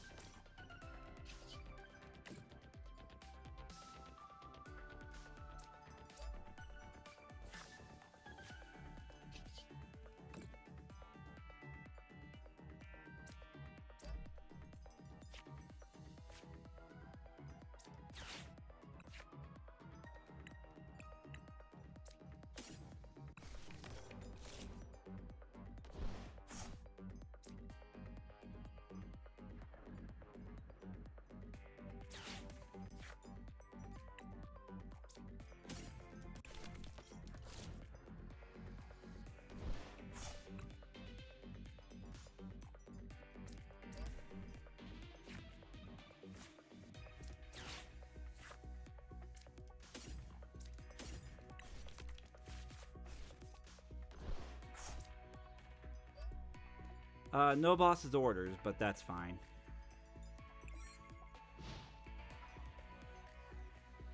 Charizard's explosive grass. Yup. I remember that. I remember that, which is why I'm not putting any energy on Teemo up front. Right now, I've got 2 in hand. I've got my Toedscruel. I've got 3 TMOs. I got 3 I've got 3 Teemo EXs currently charged up in the back.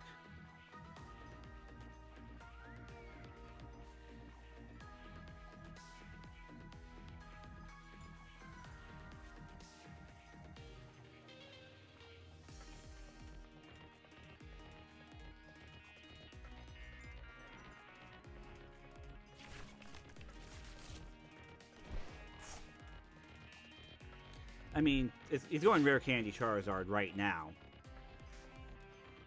So he's going for it.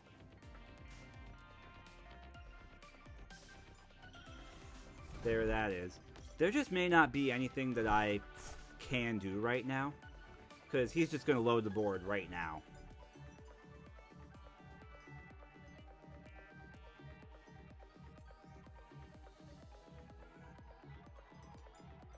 Because 330 and Toedscruel is currently going to be...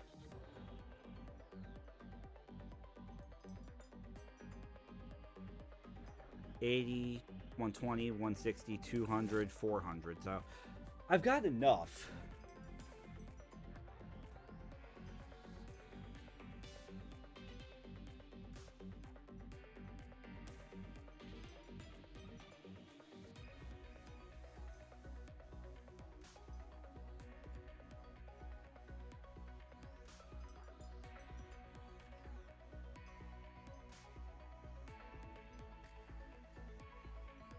I want him to put that Charizard right up front, take out Teemo, and then I got Toadscroll EX going right away.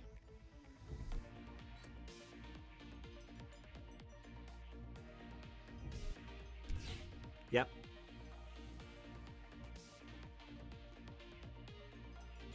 Call for...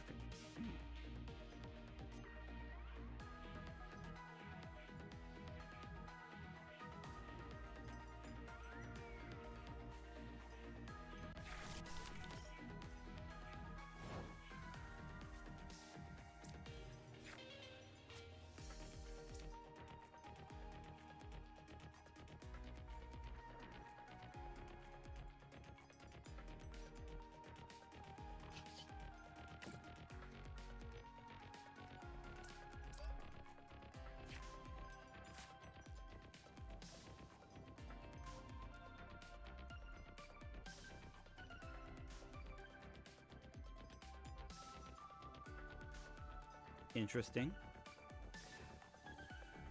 I'm gonna bide. I'm gonna bide. I'm gonna put an energy on Teemo, but I'm gonna Mountain Stroll.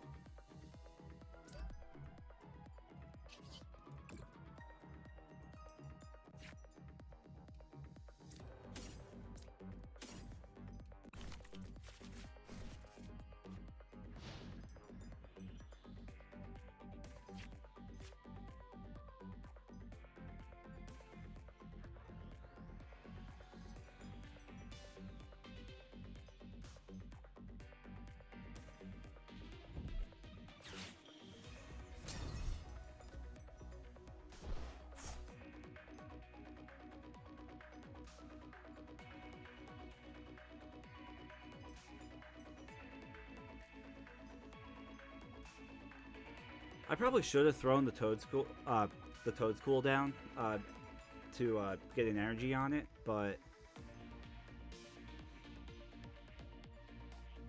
I have enough on board to deal with the Charizard anyway.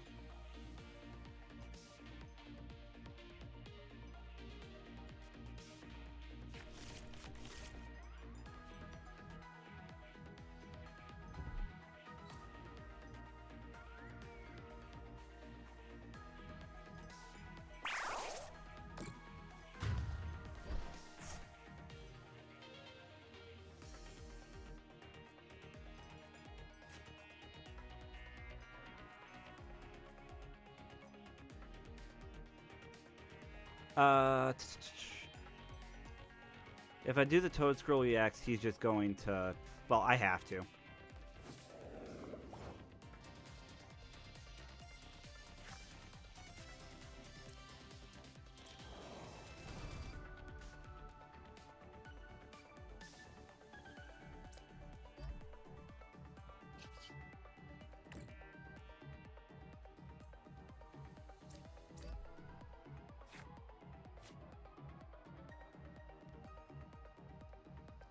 And right now I'm at 200, okay.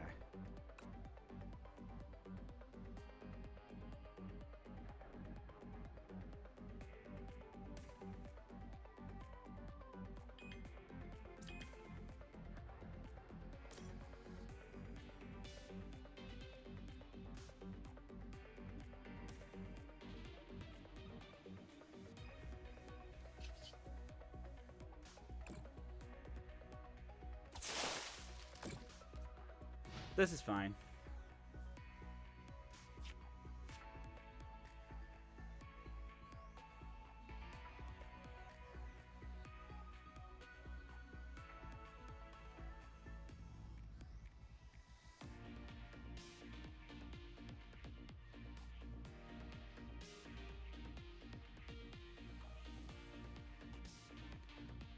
Honestly, Charizard would be a momentary victory for him, because TMO would just finish the job.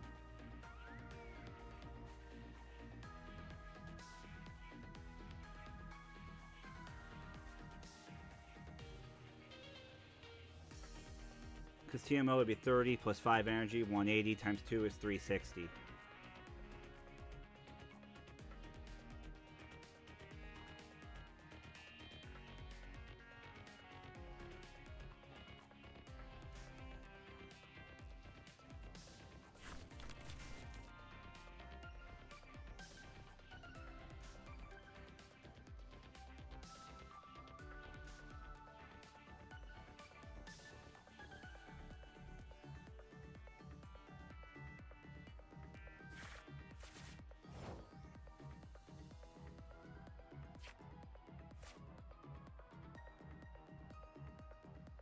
Okay.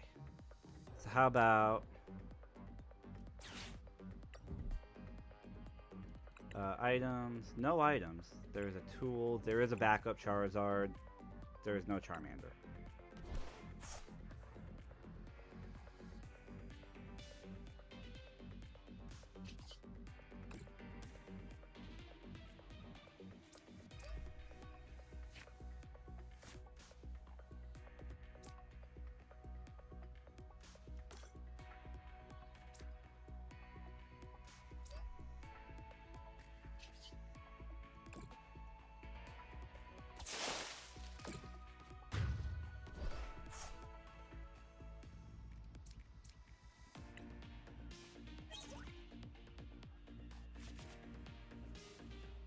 Okay, so he's bringing out Charizard. Charizard is going to take out EX, and that's okay. I don't know why he was necessarily waiting, unless he just knows that Charizard is going to get taken off the board immediately itself.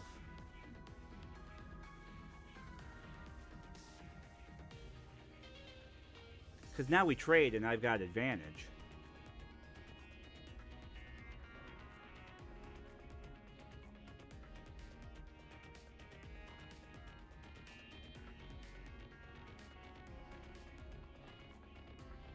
And the max belt here on that is kind of irrelevant.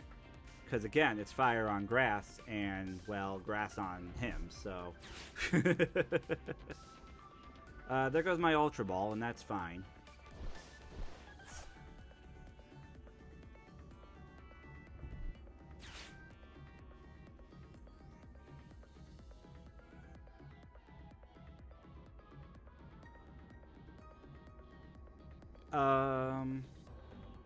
I have to ask the question on if he sees that Toedscruel was weak to fire.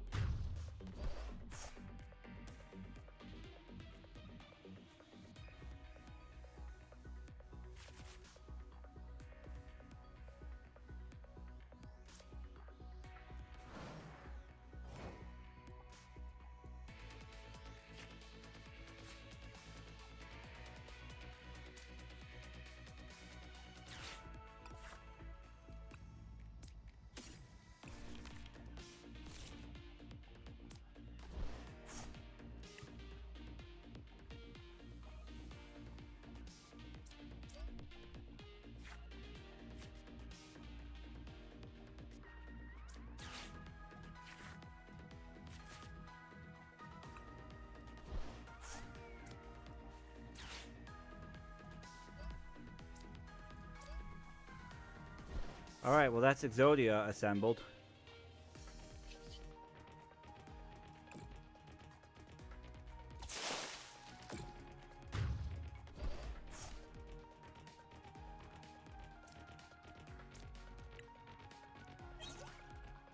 Hey Munchlax, thanks for stopping in. Is this a good grass deck? I'm biased. I think so. I think this is I think that this is a good grass deck. Currently, I think I'm riding a six game winning streak right now. With it, and I really like the deck. It's fast. It sets up. It handles Charizard EX halfway decently. So I have no complaints with it.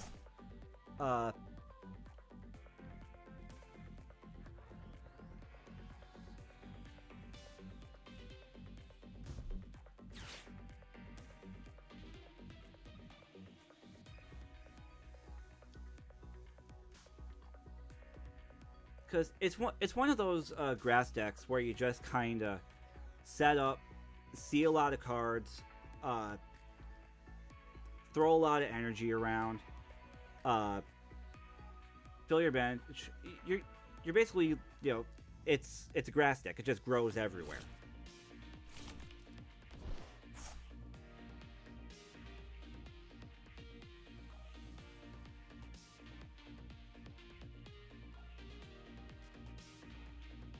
And I can show I can show the list again uh, a little later too. Like after this game is over, we'll go and show the list, and then I'll probably scan a few more packs here. But yeah, I really like this deck. I think this deck is a something.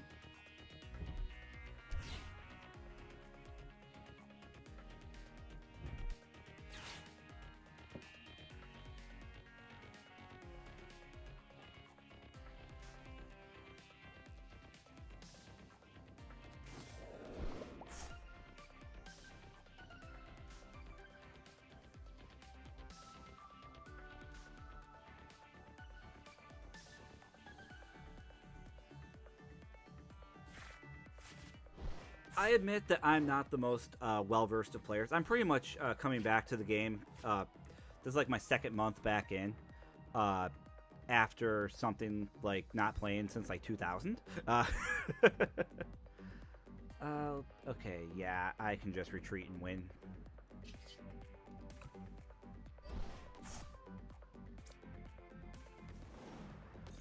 So I'm not the best judge of what like today's stuff necessarily looks like. That's just me being honest with what I am as a player right now. But all that being said, I think this deck handles a lot of things. It's it's very fast. It just explodes everywhere.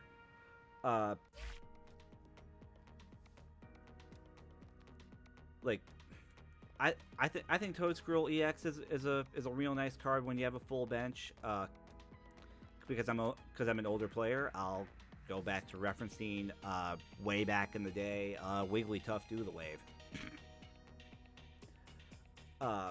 But yeah, Teemo EX just hits the board. It fills both of Toadscruel's conditions for its attack. You see a ton of cards. You see a ton of energy. I run a lot of energy. Again, holdover from those days. But this deck itself is relatively simple construction, I think. You're basically 4 Teemo EXs, 4 base TMOs. I like base TMO just because it gets the energy into your hand. You can use that to fuel Teemo EX. Toadscruel and Toadscruel, obviously that's your attacker right there, Toadscruel.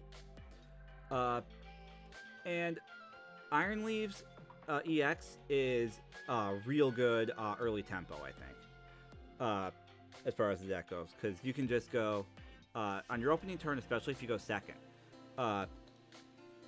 If you get 2 Teemo EXs on board with Nest Balls or just by dropping them down, you go Teal Dance. You can drop your Iron Leaves. It gets an energy. It gets the energy from the Teemo EX. You're knocking out something for 180 on literally your turn 1. So the tempo right there is real nice. Because of all the energy on board, you can just let the energy sit and just let Toadscruel set up and do its job. If Toadscruel sets up and they don't take out Toadscruel, Toadscruel can come in and do a ton of damage. Teemo EX is no slouch in a pinch. Iron Leaves EX is obviously no slouch when you just play it from hand. The deck itself is running 16 energy, all grass, which I know is a little on the high for what people like to do these days. And, you know, that's fine. I think 16 energy is the sweet spot on this deck.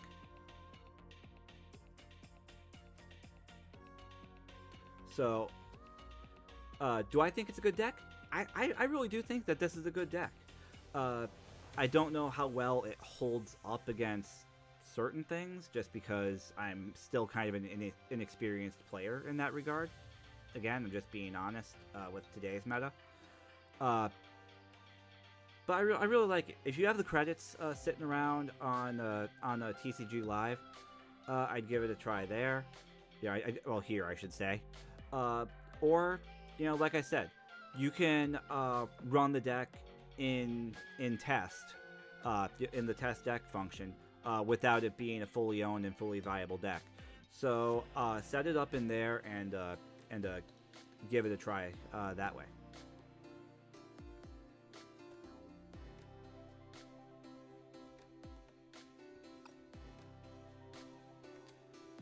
But yeah, fairly simple construction here. You've got your standard suite of fetches. We run the max belt. Or I should say, I run the max belt here. That gets Toad Scroll's damage up to 330, which takes out a lot of things. It takes out Blissies in one shot. It doesn't need the help against Charizard EX. But it's there.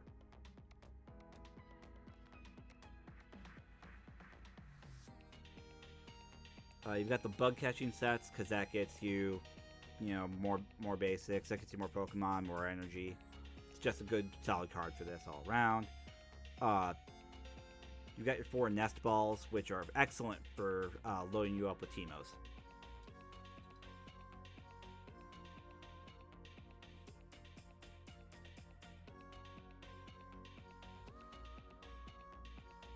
So yeah, that is this deck, and I've been pretty much playing it. I don't want to say exclusively, but it's honestly the deck that I've really, really, really grown to enjoy. Yeah, just remember a few key cards in there. Energy Switch lets you move energy around, so make sure you have some of those.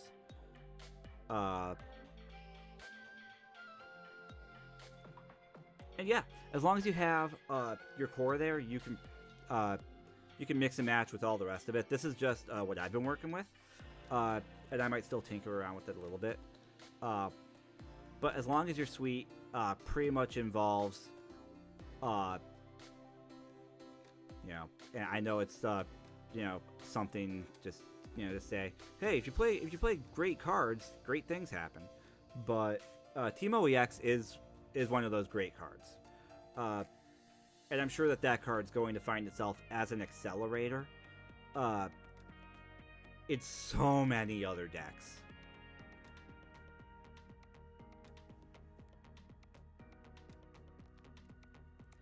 And yeah, you're welcome. I hope I was not too rambly there. My problem is I just don't shut up sometimes.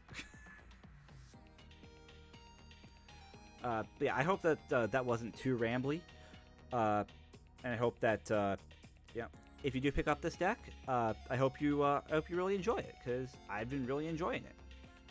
I'm gonna go ahead and scan a few more packs here while we have a moment, and then I'll probably break for a little bit,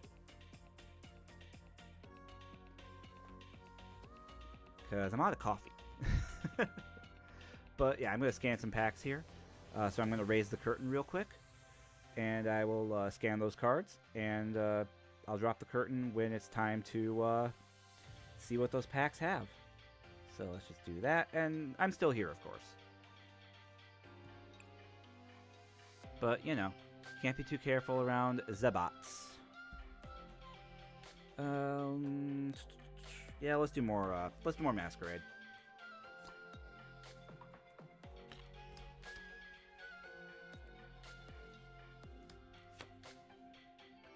Do more Masquerade.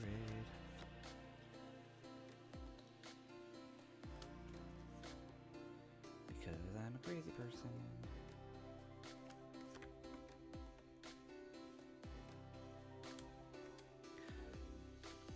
But yeah, the Toad Scroll deck here, I'm going to be building and playing in paper.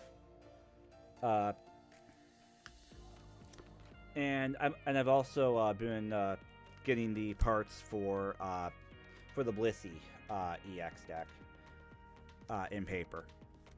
Trying to finish that one too on live, but haven't quite got the credits to wrap that one up yet.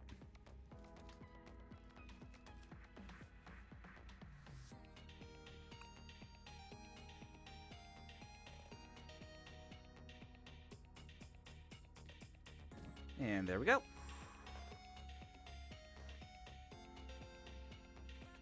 Alright, 10 packs. Let's see what we got.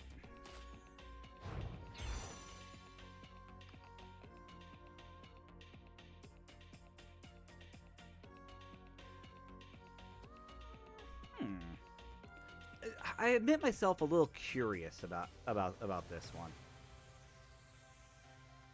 Because again, crazy person.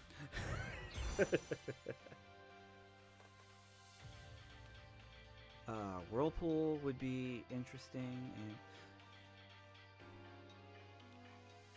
you know, yeah, there are some things. There are some things that I'm thinking about, both with that Swirlix and with Goldeen here. Like, there are things that I'm thinking about. I'm gonna be thinking about some things for a good while.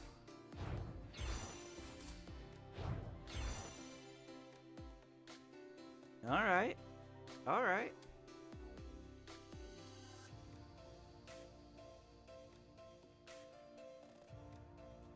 Yeah. I don't know. I'm sure that Wellspring Ogrepon is a thing. Somehow.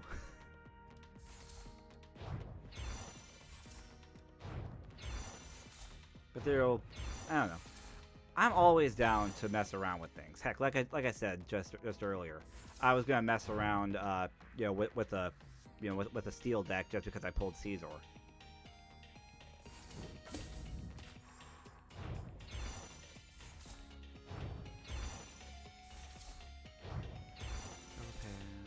Tangrowth.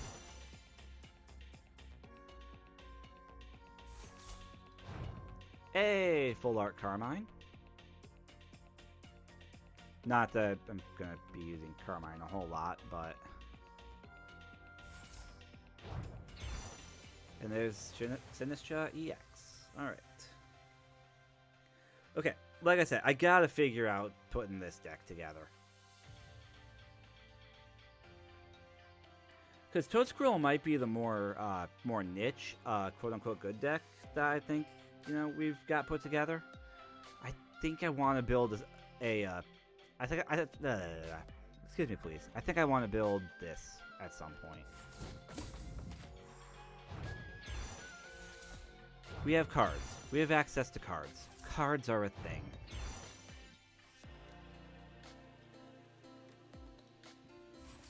Man, Perrin is neat.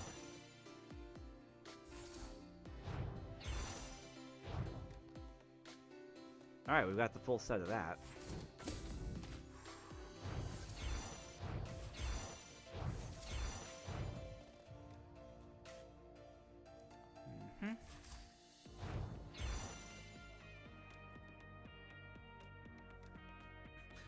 This seems incredibly niche. Your opponent's Pokemon in play and all attached cards can't be put into your opponent's hand.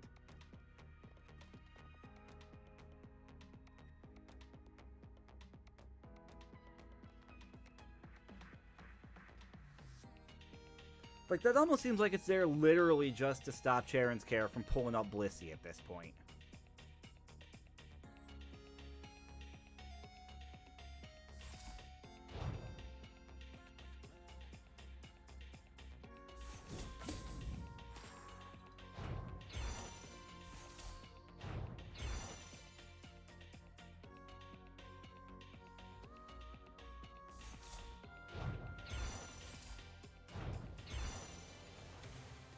Hisuian Growlithe. I want to do something with Hisuian Arcanine at some point, too.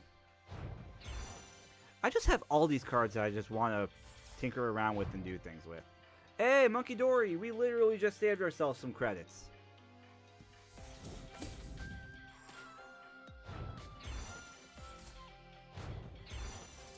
Because Monkey Dory is another card in that Blissey deck.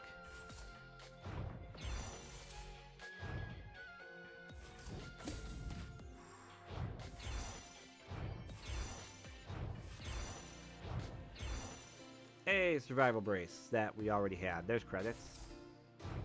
We like credits around here. There's more credits.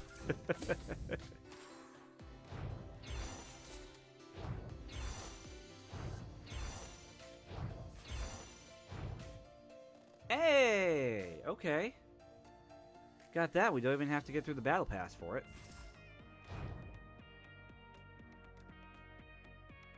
And also... okay. Okay.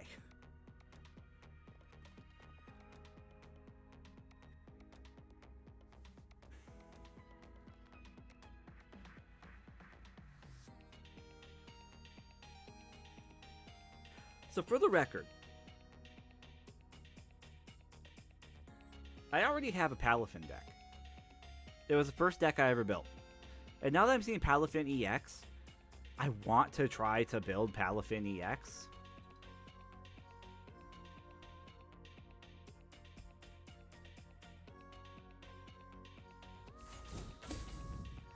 But it's also just like, my first Palafin deck turned out horrible. I don't know. Deck building experience. Deck building experience.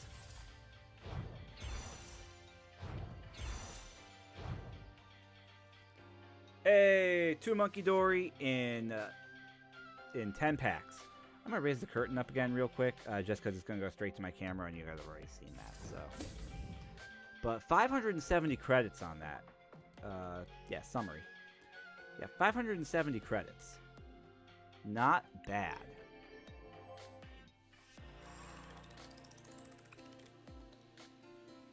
I don't quite think that's enough to finish the deck.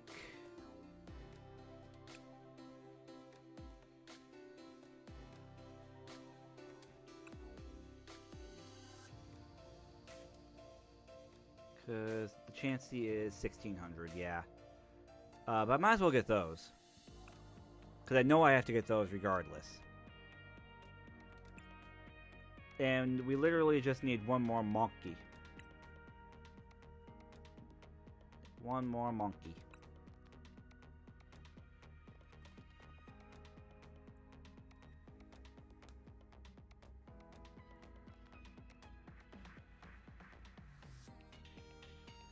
And that one more monkey is 400 credits. Okay. I do still have some more pack cards here. So let's just scan a few more. We'll probably get enough credits so that we can finish the deck. We're just so close. I just may as well do it.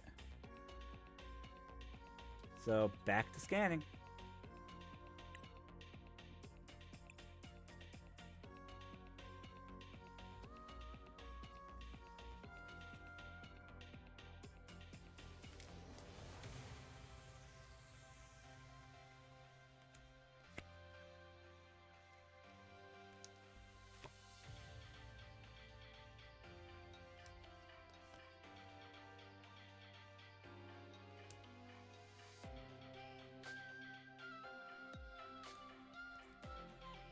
So we just need either one more monkey or like 200 more credits.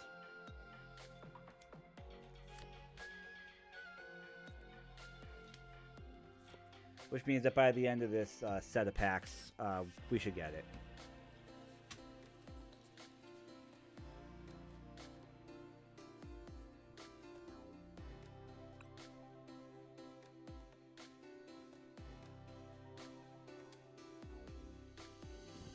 Here we go. Let's see what we get.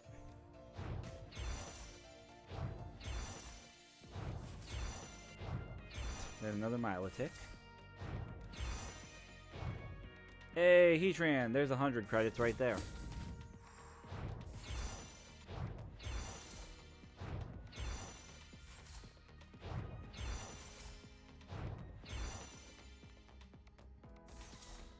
And bang.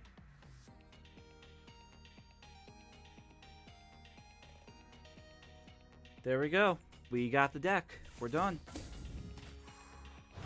Oh, full art Probopass there too. Damn. All right.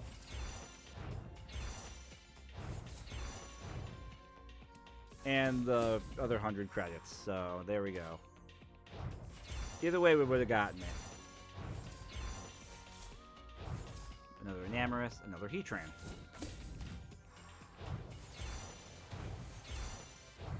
Boomerang Energy. Another Trevenant. And Chandelure for another 100 credits. Finizen. You know, I still like the old Finizen where you search up a Palafin and put it in your hand. Because that'll get the 0 to hero. And then 0 to hero will get the EX. Alakazam for 100 credits. There's more Poltergeist.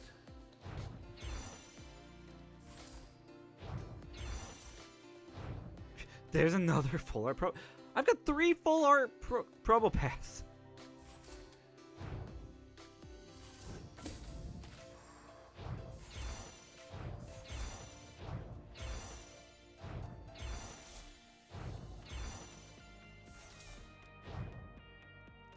And the full art, or the secret art Wellspring Ogre. Okay. You know what? Sure.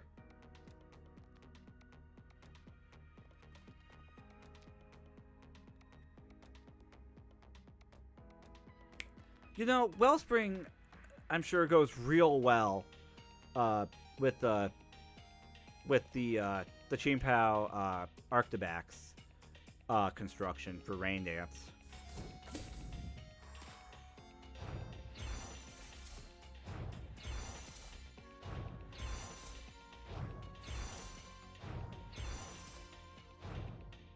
More Heatran.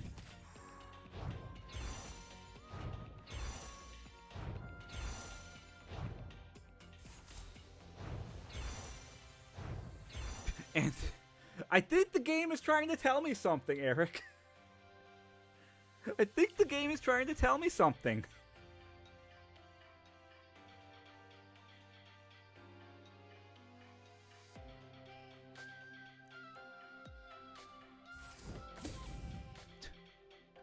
Do it, you won't. Oh no, do it, I will. Eric, have you met me? Honestly, we could literally just do nothing but a deck building stream.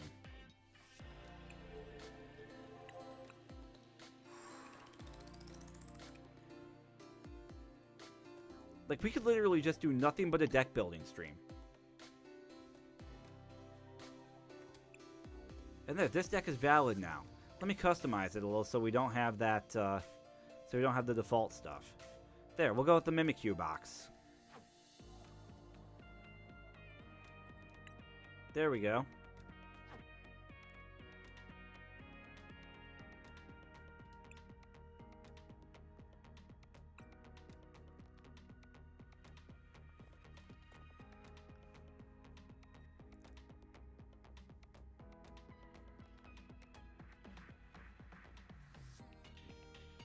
All right.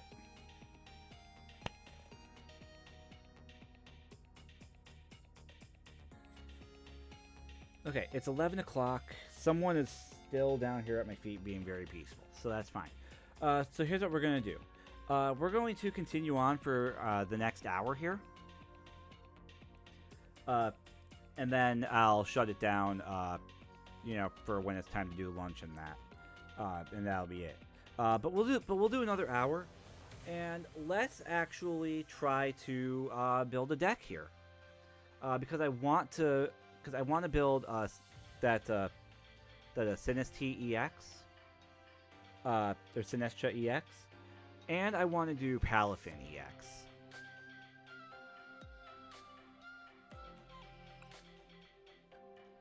So let's start with Eric. Which one do we want to start with?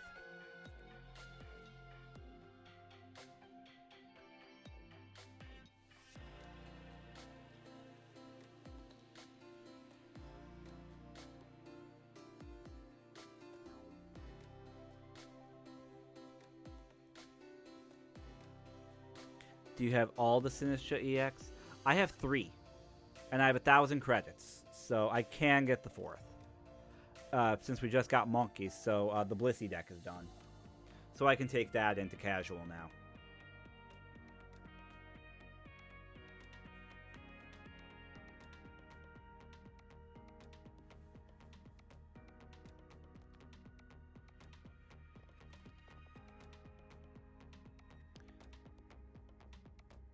Since the deck wants baby Sinistcha too. Yeah.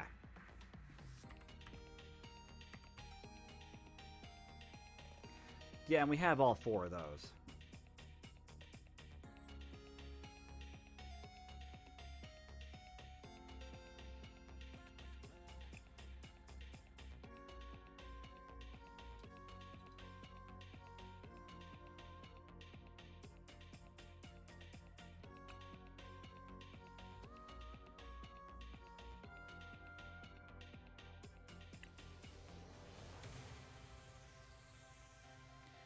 Yeah, because this deck is going to want to run a lot of energy too.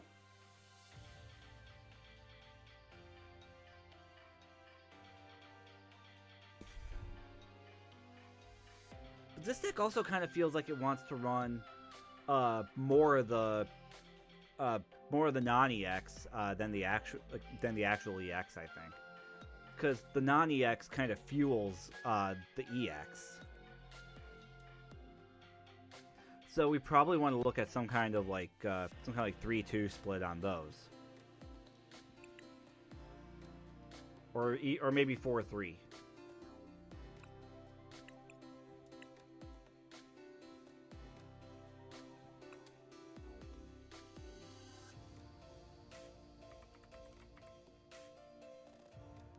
Oh, no, it's not.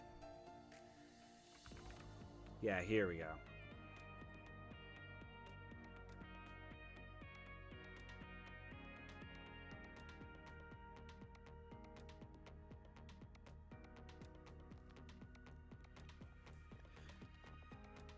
The basic poltergeists are not exactly very whelming.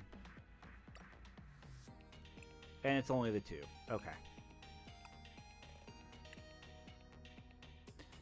It's only the 2, and we have them all, so...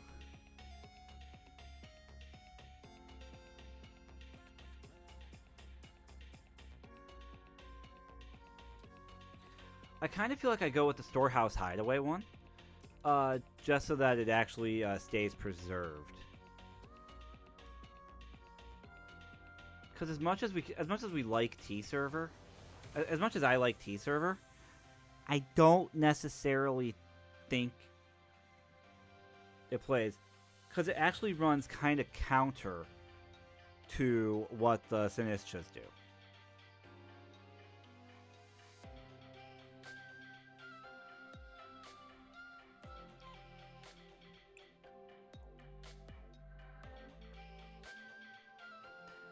It runs counter just because, like, Sinistra's got... The EX is Rebrew, which wants energy in there.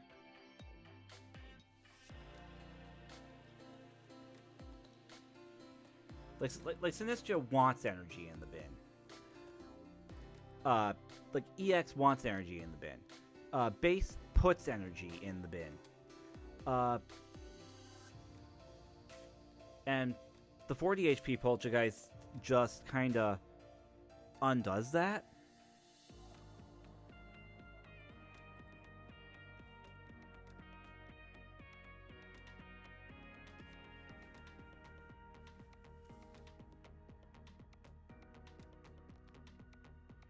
Like, it puts it in the hand, which can then help fuel Sinistra.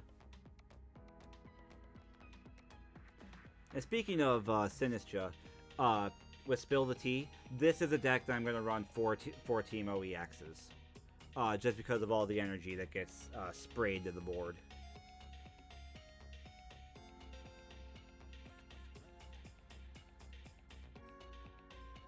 So we're doing that too. So maybe here, Poltergeist just kind of goes with Storehouse.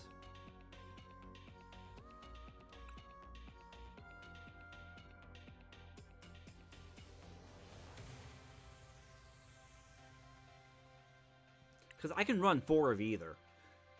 And I just feel that with, like, in a vacuum, I really like T-Server. But I think the only way that that's useful is if I do stuff to discard. Like, early. And that's not necessarily what I'm trying to do, since EX is just going to shuffle it back in anyway. The Storehouse Hideaway one just ensures that it's not going to get sniped off. Because 30 to 40 is not exactly a whole lot of difference there. And Hideaway at least ensures that it's going to stick around as long as I keep it on the bench. I don't know. We're here to play around. I'll add the 4 on this for now, because you can only have 4 of any name.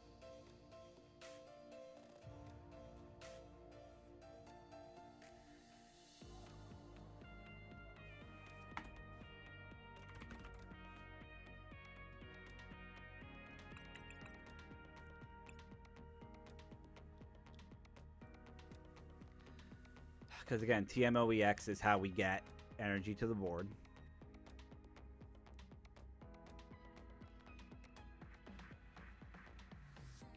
Eric, does this deck just turn into Toad School, with the Toad School suite and gameplay switched around to Sinistra?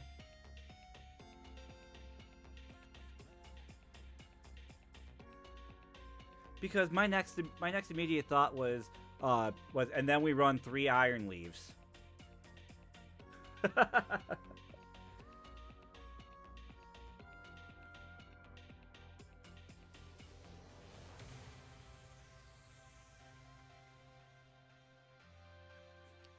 Because it's pretty much the same principle. It accomplishes this. Iron Leaves accomplishes the same thing in the deck. Iron Leaves is the same consistent early tempo attack. Only this time we don't even necessarily care. You know, like we don't necessarily care like where the energy is. Cause Spill the Tea just says discard from your Pokemon. So if it's on Iron Leaves, you can just go Sinistra and just pull the energy off Iron Leaves.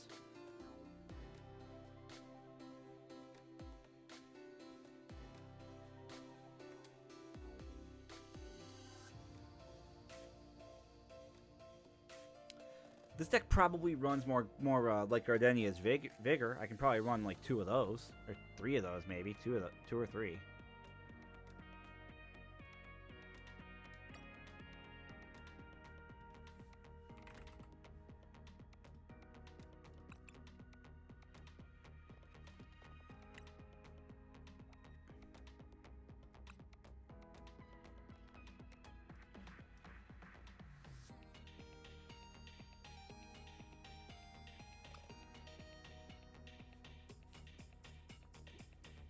Okay, theoretically, if I didn't want to run Iron Leaves, which I'm still very tempted about doing,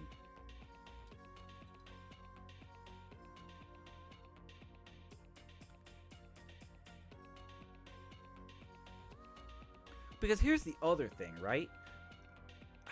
Right now, I'm not planning on running base TMO.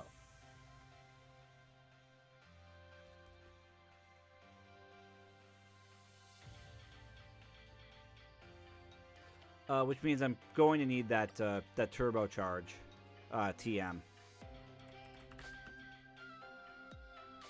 Turbo Energize. So we know we're going to need those.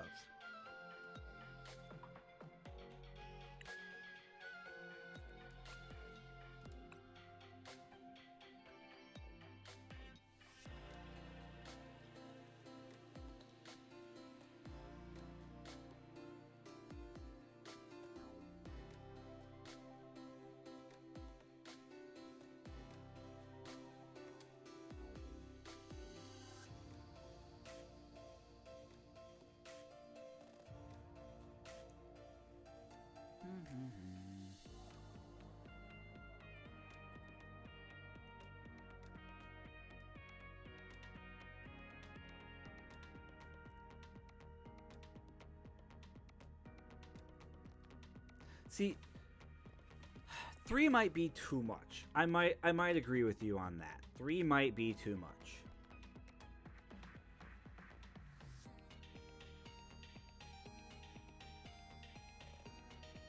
But I do think 1 or 2 would be good.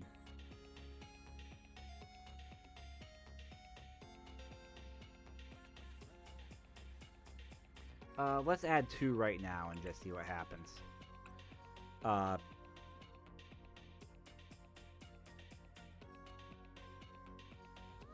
Radiant Greninja, you are you're saying that just for the discard energy for card draw, and that gets energy into the bin. That's true. So that sets up Sinistra EX. Yeah.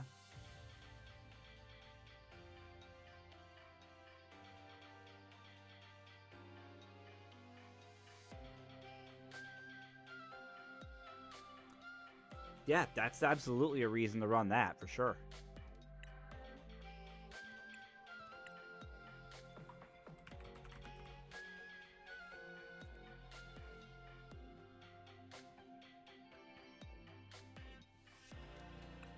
Yeah, because the little card draw never hurt anybody. That's fine.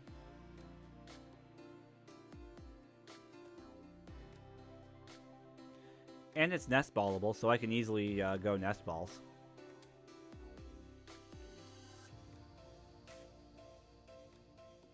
The only Pokemon still below 70 HP is Poltergeist, so I still don't want to run Buddy Buddy on this. If I only have like one target where I'm gonna get like two of the same, well, I say that, but then I also need to keep in mind that we need two different evolutions off of Poltergeist. So this is a deck where I should run a Buddy Buddy on.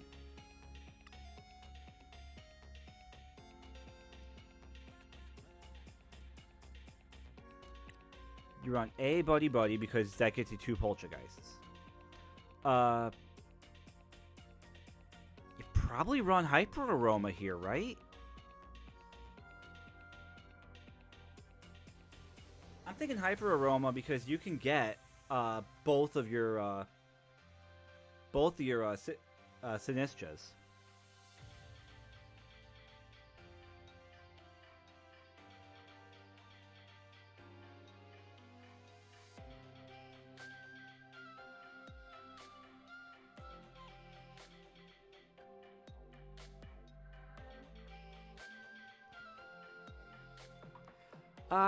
There are plenty of options. We're gonna have plenty of options, and I'm sure there's going to be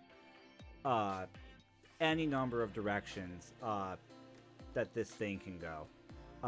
So right now we're just messing around and seeing what takes.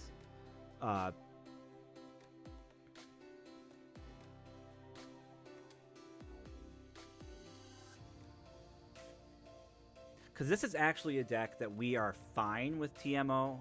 Yeah, we're fine with TMO EX having a lot of energy. So I think we're okay there. We just need more avenues to get sad energy. So that's going to be more bug catching sets, so 3 of those.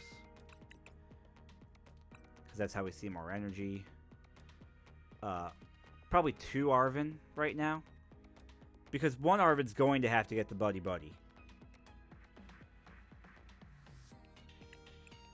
Like, 1 Arven has to get the Buddy Buddy, and the other Arven probably gets the Hyper Aroma.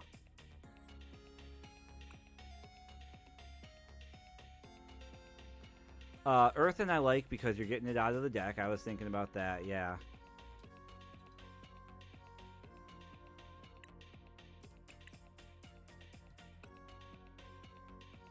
Because we want to make sure that we're going to see our energy out of that.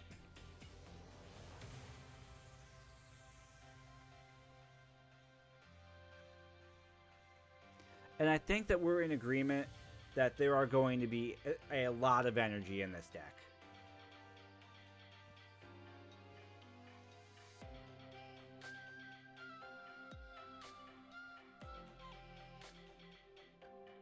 Like, there's going to be at least 16 grass energy in this deck. I'm thinking maybe 18. I know that that's giving you a lot of, oh god, why? But I gotta remember here. A, we are willing to discard energy for things like Earthen Vessel. So we're absolutely willing to... Yes, we are. Yes, you are. But we need to consider, we are willing to dump energy into the bin. We are willing for energy to be in the bin. Energy is willing to be expendable. for a deck that does have graveyard implications or bin implications. Graveyard. What am I, Magic player? I mean, yes, but also.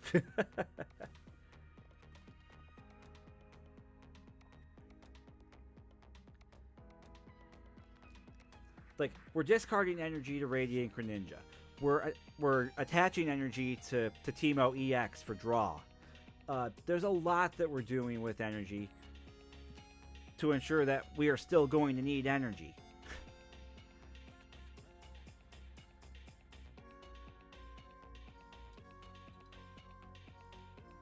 So I'm just seeing all these things that cost energy, all these final destinations for energy to go. And I'm just seeing, well, we need to compensate for that. And here's how we compensate for that.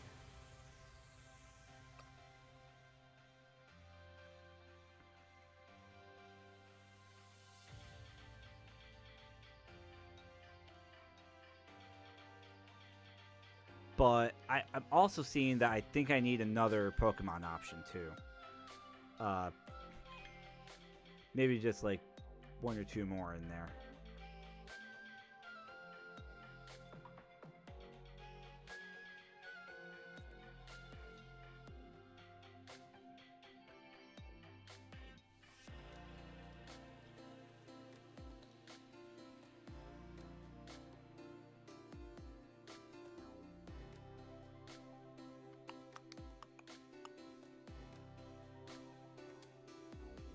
I mean, I could run two. I could probably run two regular Teemo, uh, because they would pull energy to hand. There is that.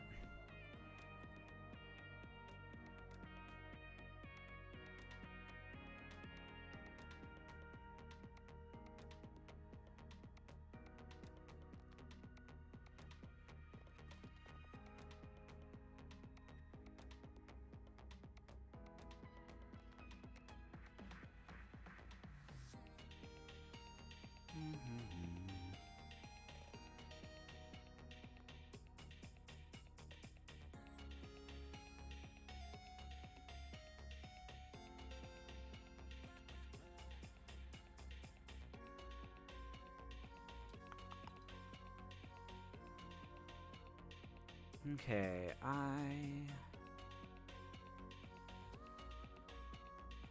I am not sure what further I can do as far as Pokemon with energy procs or single Pokemon that do things. So maybe right now I just go and focus on my trainer suite and then figure out what I've got from there. Because I added the one Buddy Buddy, I'm going to need to add my Nest Balls.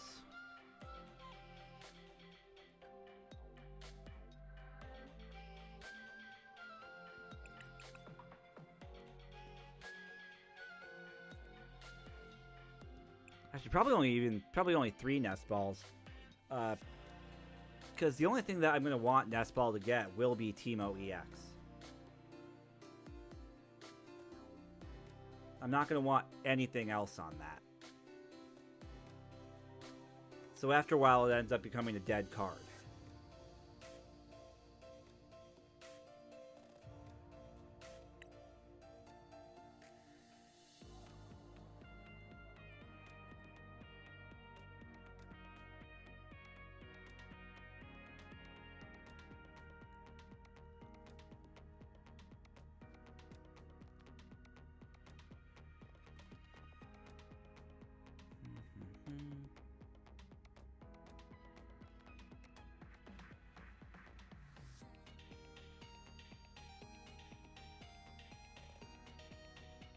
I think we do a professor's research, just one, just so we can add, some more energy to the bin if we have our EX.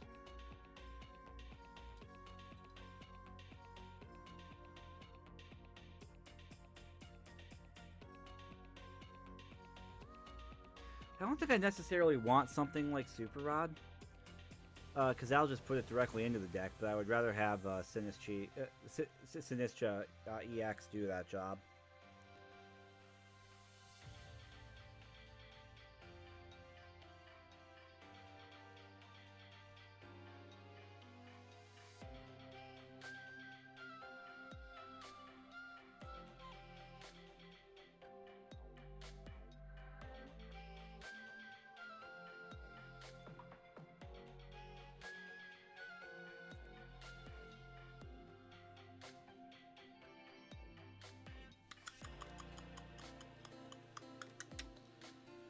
Ultra Ball, yeah? I think I need one of those, of course.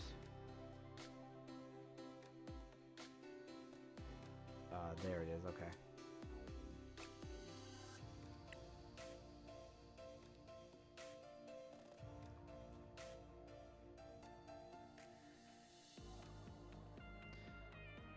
So that's us with 25 cards, and 16 Pokemon feels light.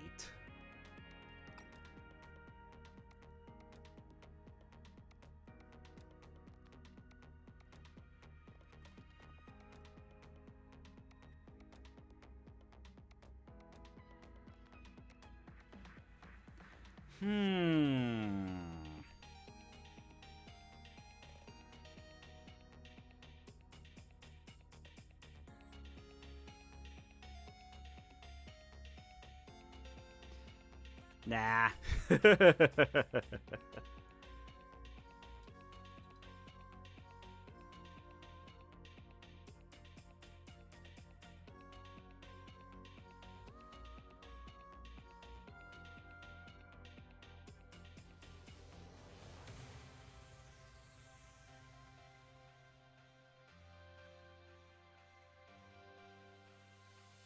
You know, if I ever get loaded up with energy in hand, we do.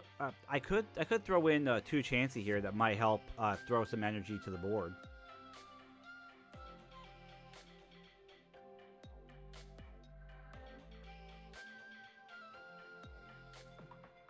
I know that that's Teemo EX's job, but this at least puts energy somewhere else too.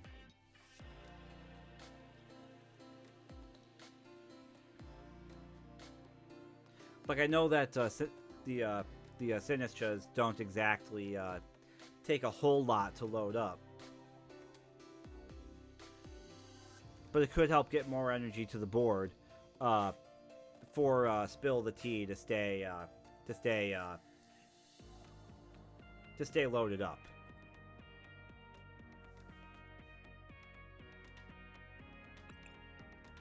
We'll add it for now. Maybe it does or doesn't do anything.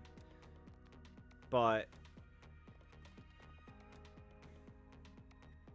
I don't think it's a terrible idea as of right now.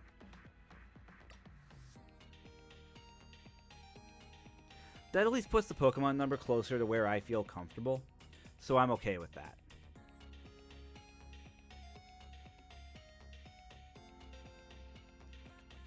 And for right now, I'm going to put 16 energy in.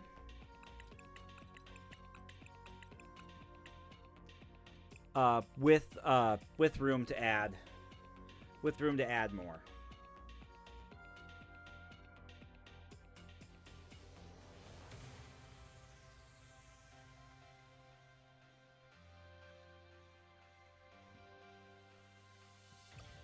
And maybe that Chansey ends up doing things, maybe that Chansey ends up not doing things.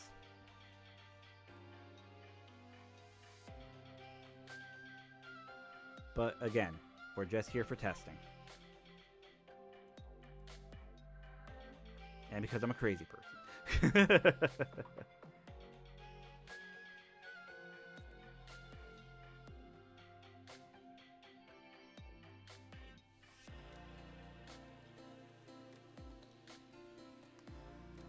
Alright, I don't necessarily...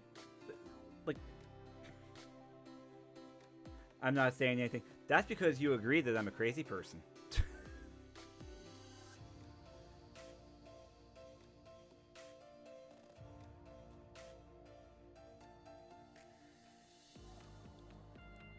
One to move stuff off Ogerpon. You know... I agree. And probably even 2.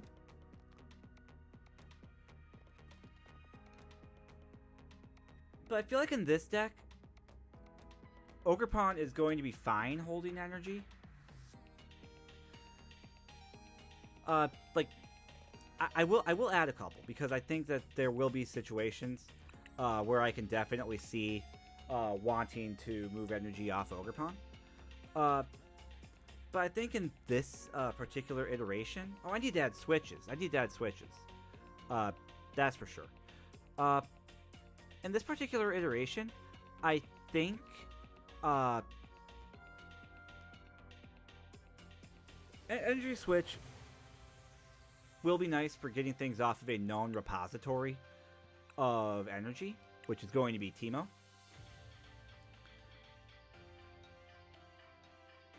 But just because Sinus just says, just discard from Pokemon,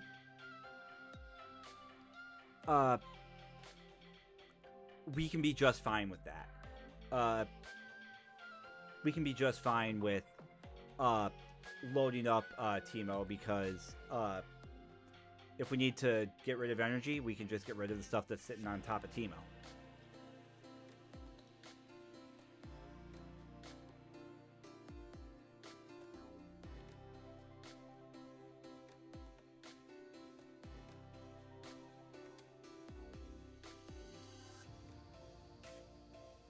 Yeah, I don't disagree with having Energy Switch in at all, though.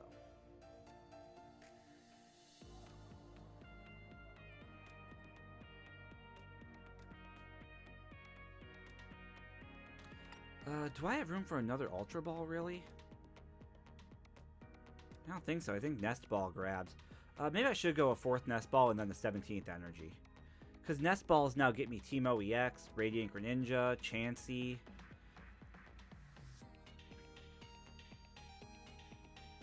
I think that's fine.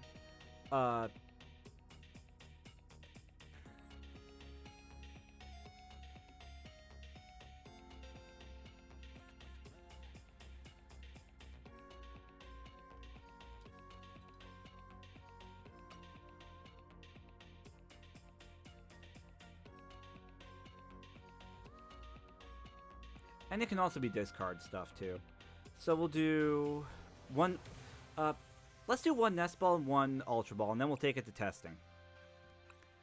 We're gonna leave it at 16 energy for right now. We're obviously not taking this to casual right now, although we do have all the cards for this, so we do have the deck completed. But let's just go to test and see what happens. This is literally just us working.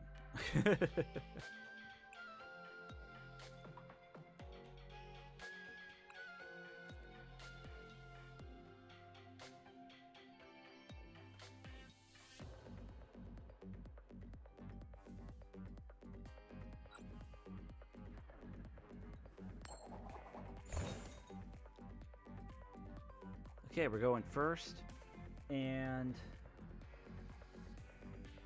in the last one, I know we could get away, in the Toad Scroll deck, I know we can get away with going second. For right now, let's just go first. I don't want to, I don't know that I could get away with all the same things.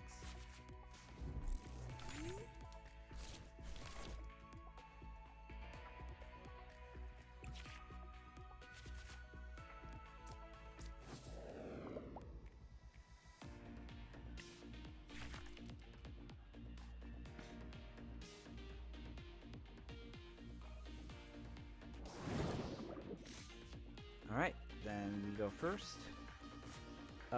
Okay, this is going to be an awkward start.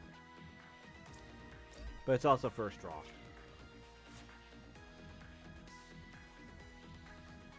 Right, we can't use Arven yet. We could Ultra Ball, but I don't really want to.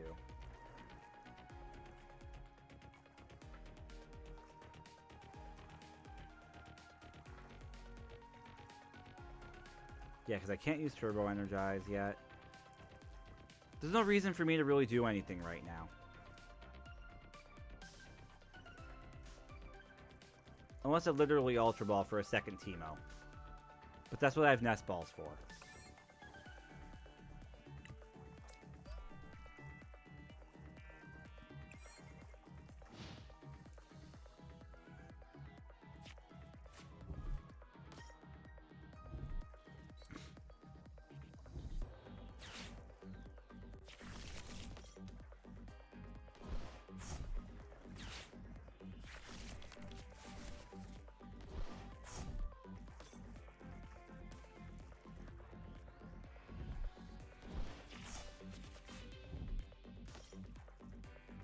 So yeah, this is literally just us throwing something at the wall and seeing what sticks.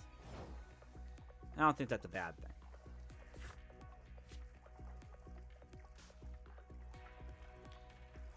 We are going to Arvin right now, though. Because that's going to get my Buddy Buddy. Because I can get both my... no, that's not going to get me my Buddy Buddy.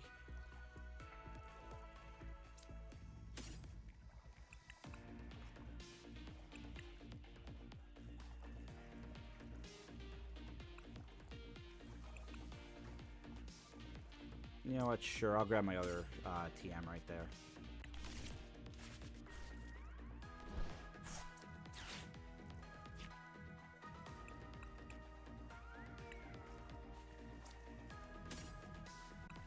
And grab that second the second Teemo.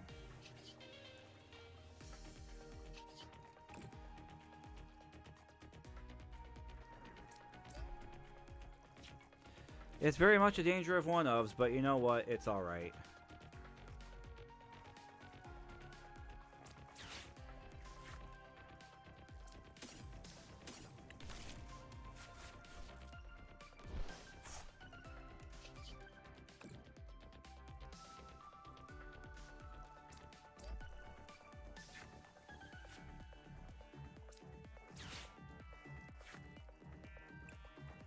Let's nest ball and let's get...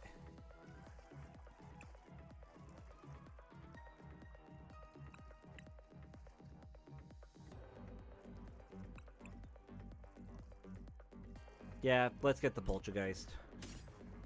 That's fine.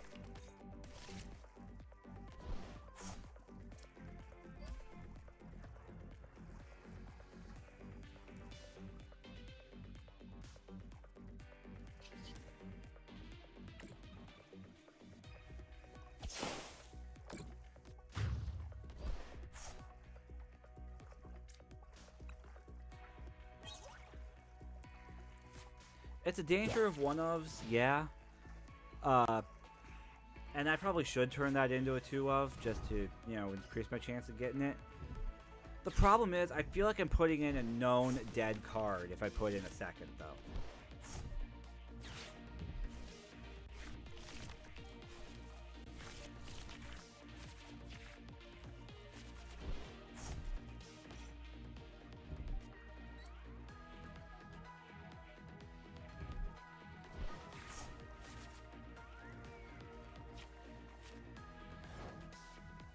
Exactly. It's fodder for Ultra Ball or Earth. So yeah, it's literally a dead card. Which I guess there are worse things than having a fodder for known discard.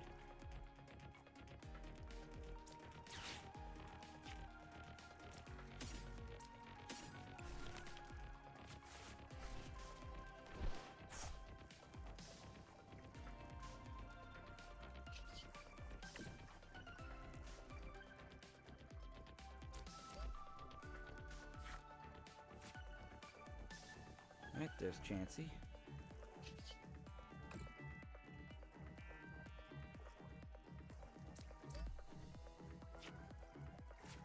There's Energy Switch.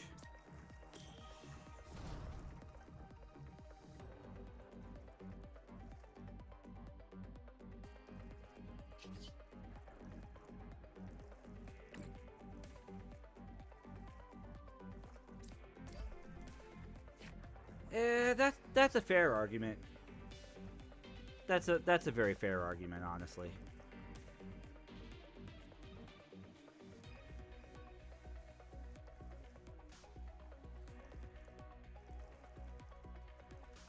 Nothing else I really want to grab here right now, I think.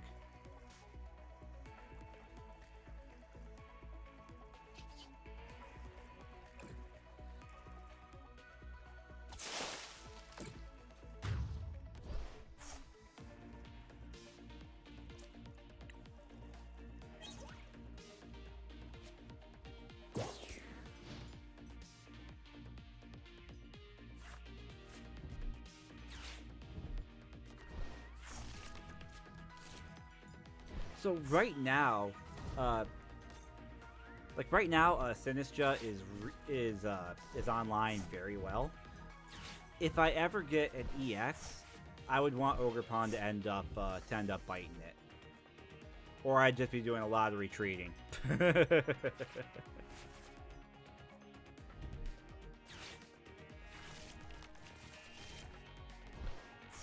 Or there'd have to be a lot of back and forth between Sinistra and Sinistra EX.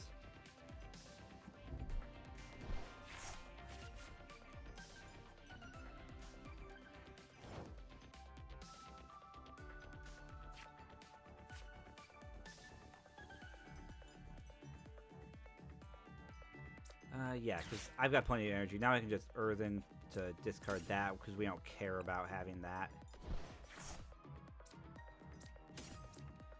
Because now I just want to see cards.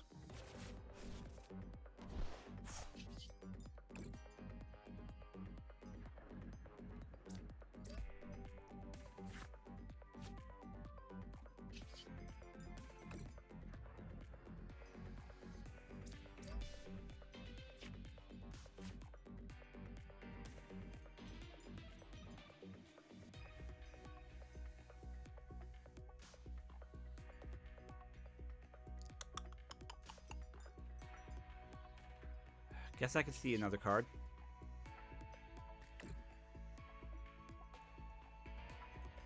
After all, we're testing. We're testing. But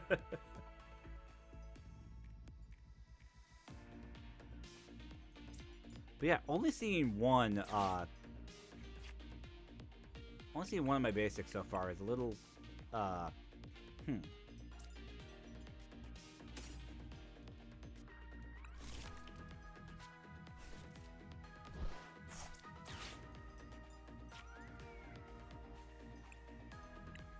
No, still only the... Okay. Huh.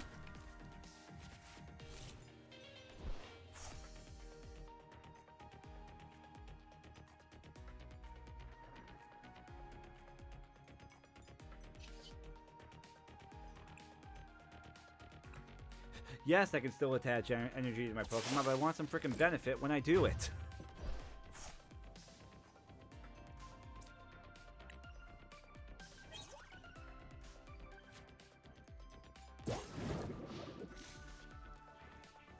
I'm going to laugh if I go to search those 23 cards and all 3 of those are in the last 3 prizes. I'm just saying.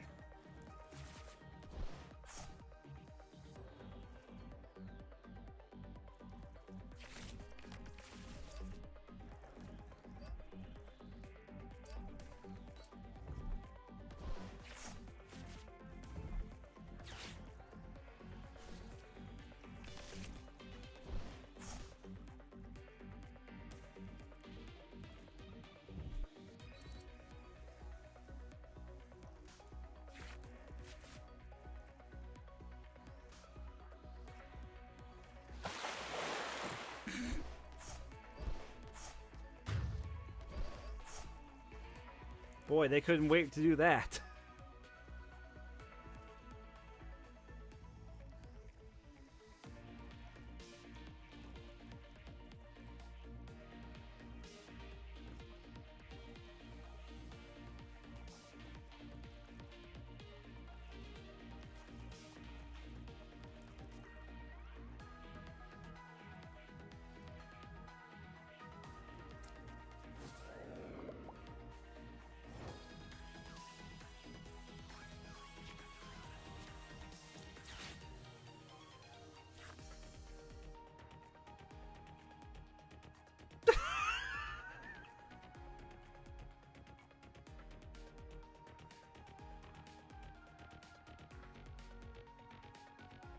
You know, I feel like I should have known this from when I nest-balled earlier.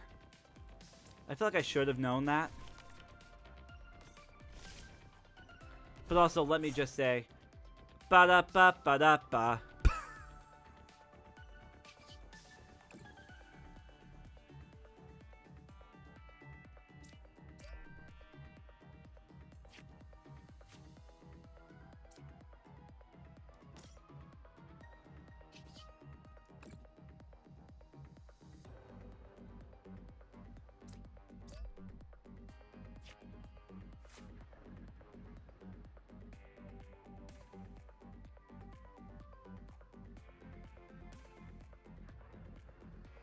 And now I've got to find my Synergy EX.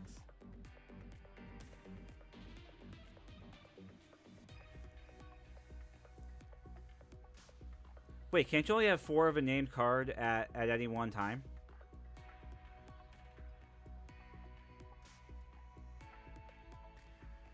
Like TMO and TMO-EX are differently named cards, and Sinistra EX are also differently named cards. But Poltergeist and Poltergeist are the same name of card.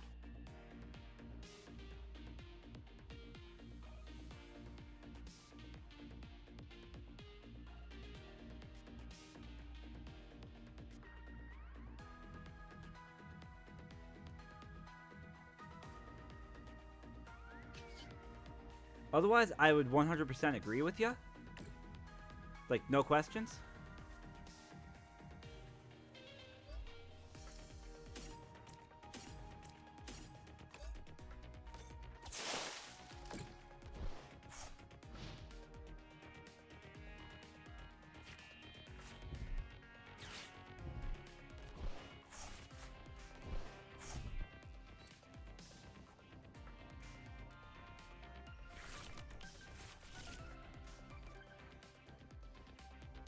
But yeah, otherwise, that's definitely how I'm gonna try to go with it.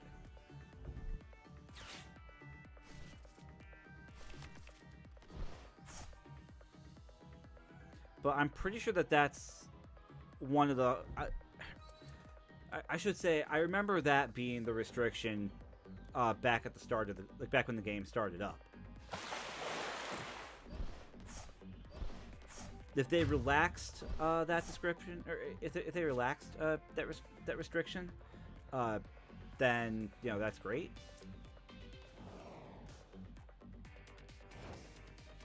But I didn't think they had.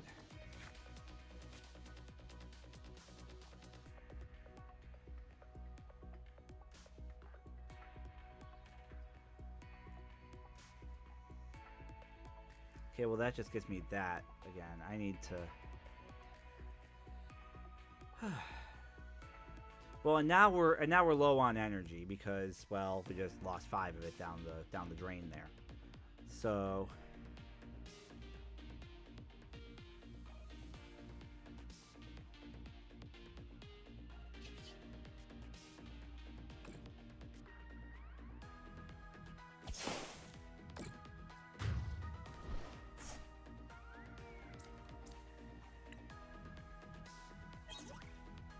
yep, there they are.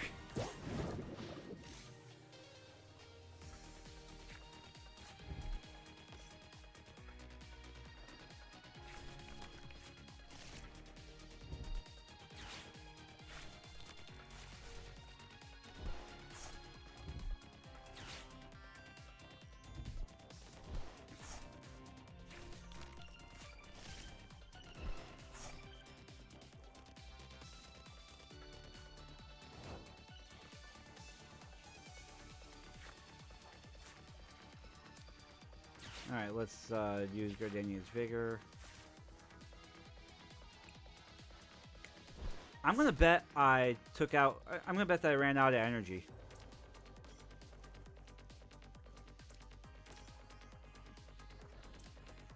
Also, this hand is freaking ridiculous.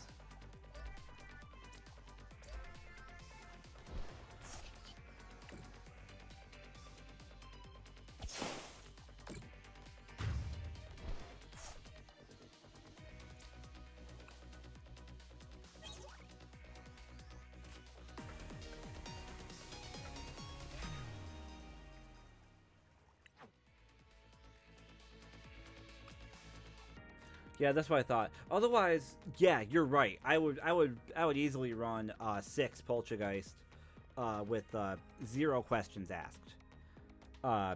Just that's it, done. But because of that restriction, that's why right now we're running effectively 4 Poltergeist and 5 Sinistras.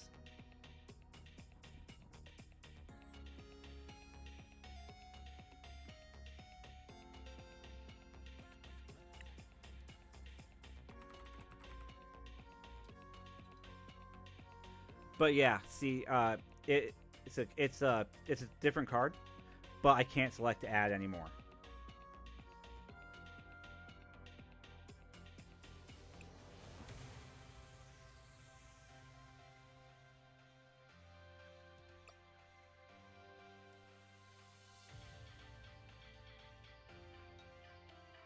So I don't think I need two Turbo Energize. I think we can drop the one. And we probably don't need the Chansey. That's going to be my second Buddy Buddy.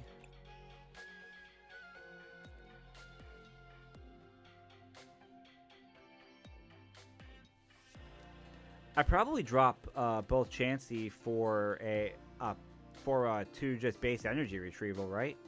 Because the last thing I want is to not be getting my Sinistra EX and not have any access to the energy in my bin.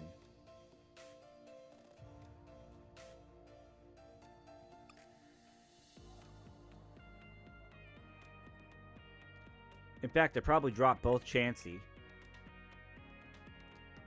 put in my third Sinistra EX, and put in an energy retrieval. Maybe even a superior energy retrieval.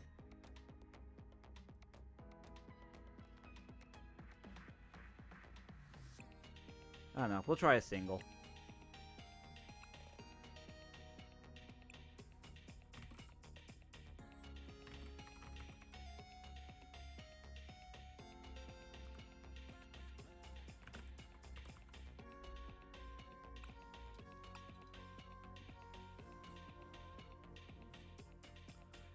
Okay, I'm gonna do one more test of this, and then we're gonna shut it down.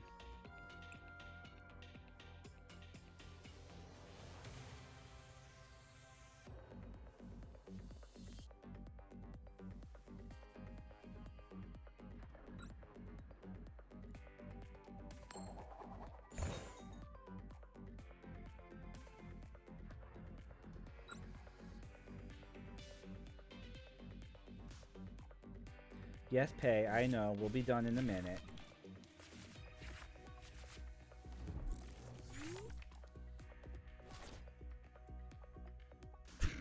Well... okay.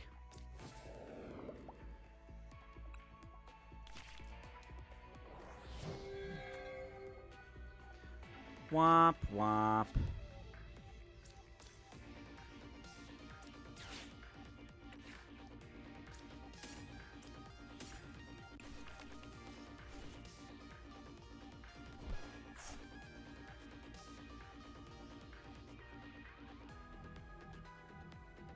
Okay, sure?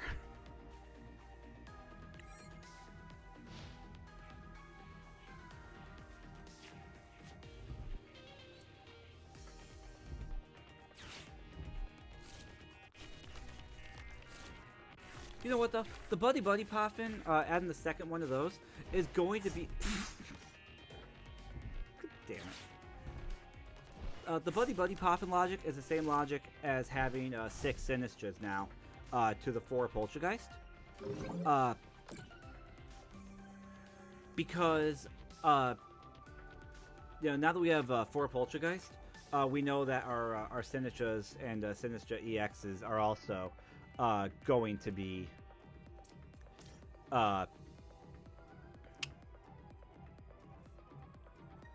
pitch fodder.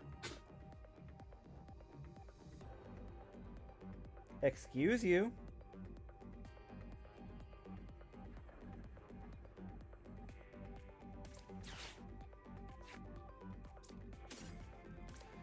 We Hyper Aroma, and I'll just even out my hand. We'll make sure I've got 2 and 2.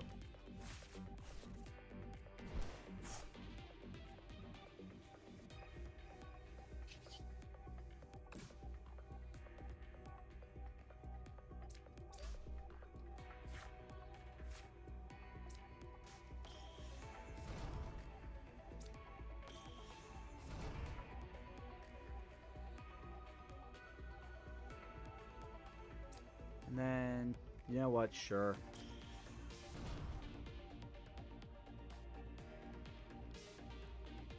Sure, this is going to be absolutely silly at times. We're here for it.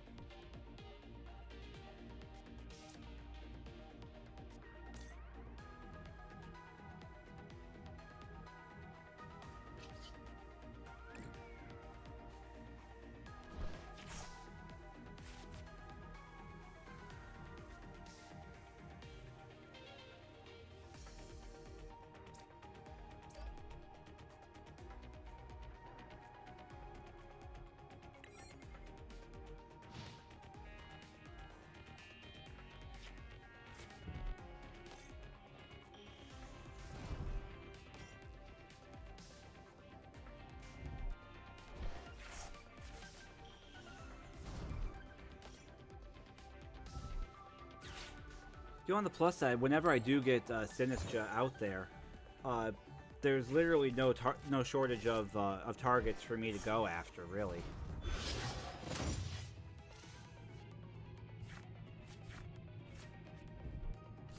Because I already have 1 energy in the bin. Retreating Iron Leaves is going to make 2 energy. So we're already at 40 there.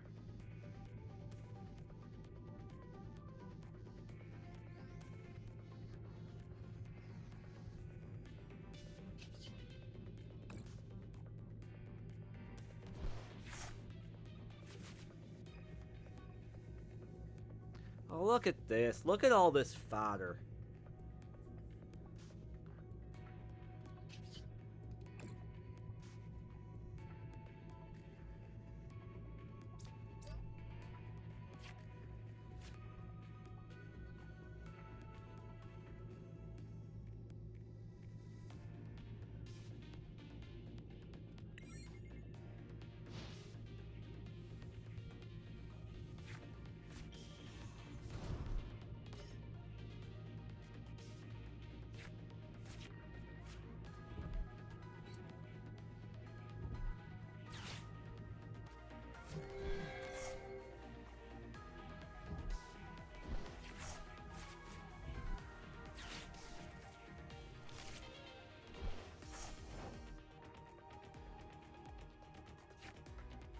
All right.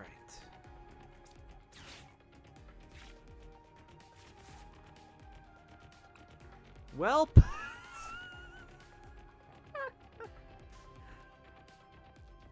And the only fetches I have in hand are all for Pokemon. And my problem right now is my hand is Pokemon. I have seen, of my 18 Pokemon cards, 1, 2, 3, 4, 5, 6, 7, 8, 9, 10, 11, 12, 13, 14, 15, 16 cards that are all dealing with Pokemon. Oh my goodness, what the heck.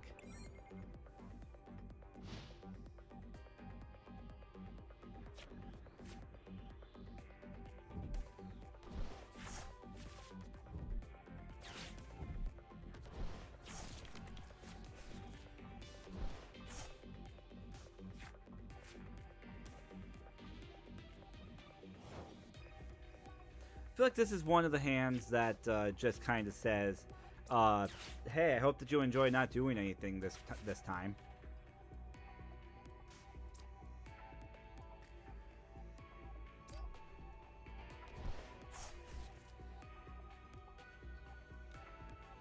Two energy in the bin, okay.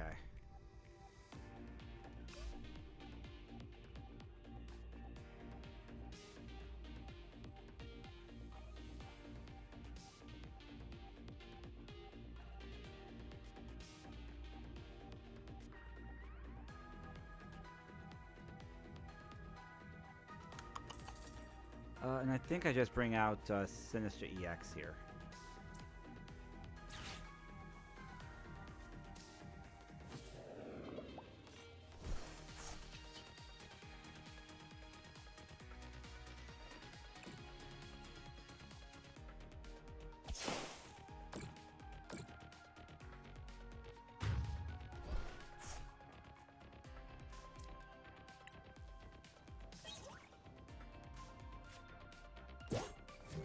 Oh my goodness, I can use some of my pitch fodder.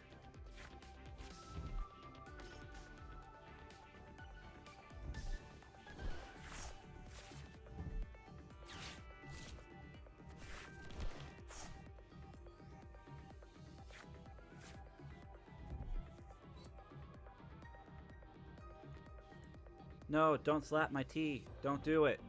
Ow.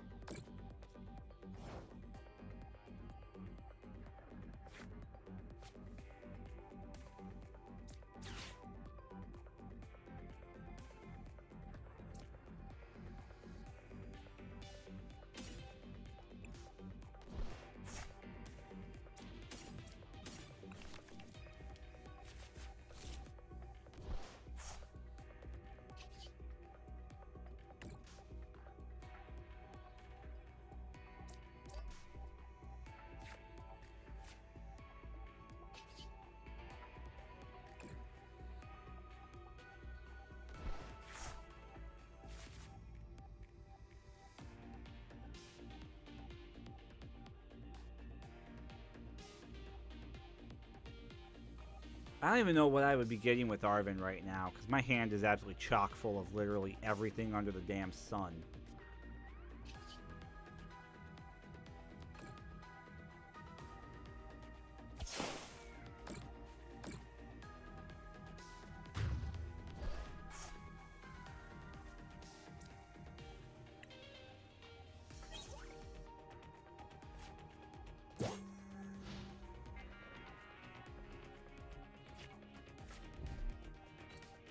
Like right now, if a slot frees up on my board, I might literally just Ultra Ball 2 Nest Balls just to go grab my frickin' Teemo EX.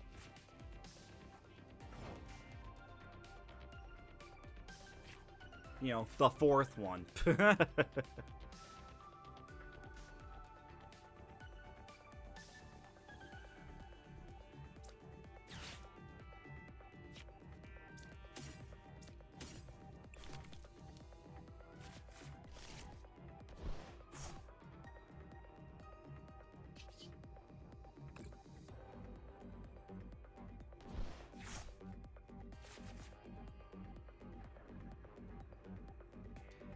Energy 4, okay.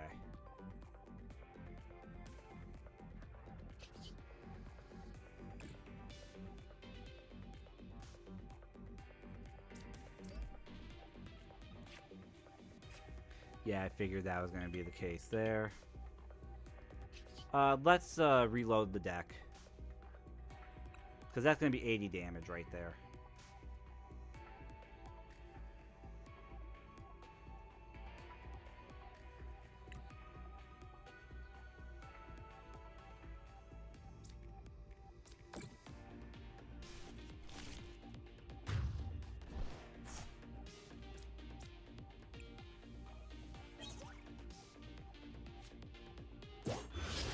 Boy, it's a good thing there's no hand size limit, right, guys? God.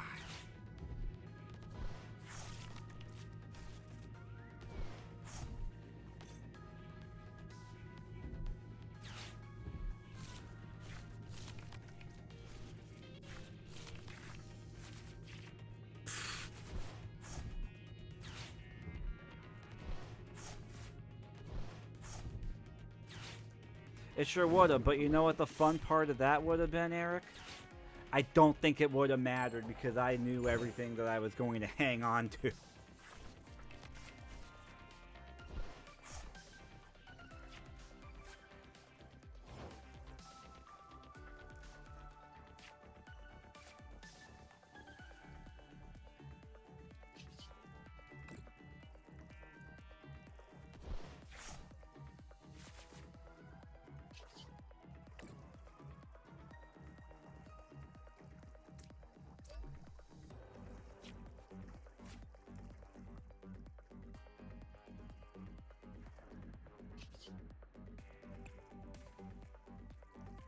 Wait a sec.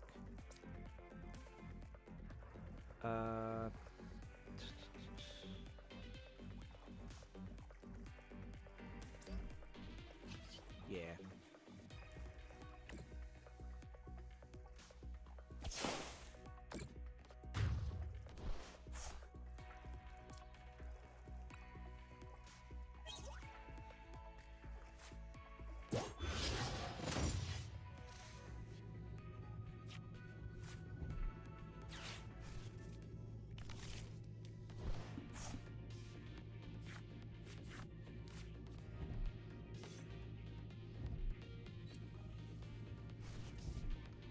Okay, we are back to 1 in the bin.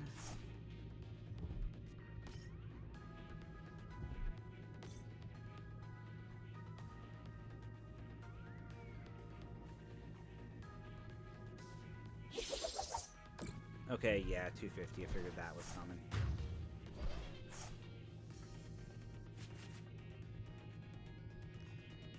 What is this right now? 180, 210? I could get Teal Mask up to 270. Let's do that. I'm gonna get Teal Mask up to 270.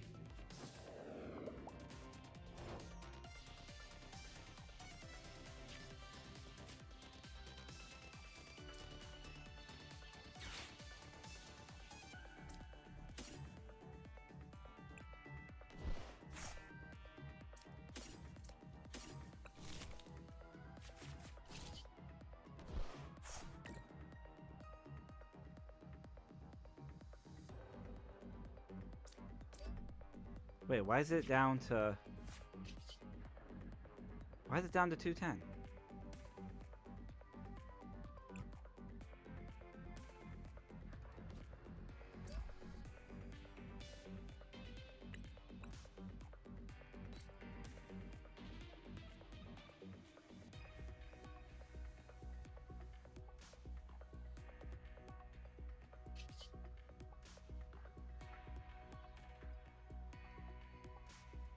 Is it...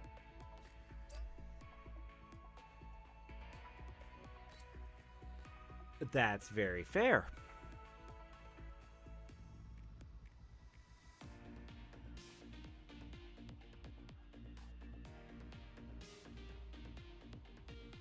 You know, this is okay, though, because even if Ogerpon goes down, Sinus just got Rebrew. So I'm still going to hit it for as hard as I can.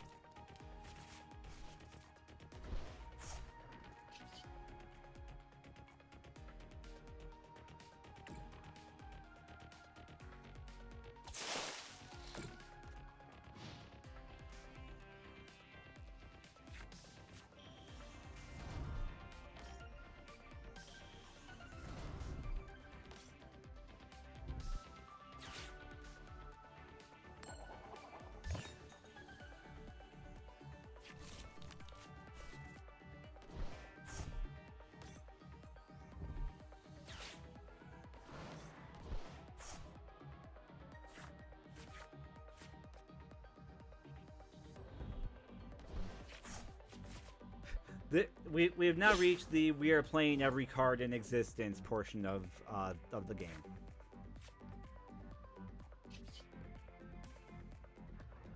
How much does Rebrew do? Rebrew right now does 60, which ends the game.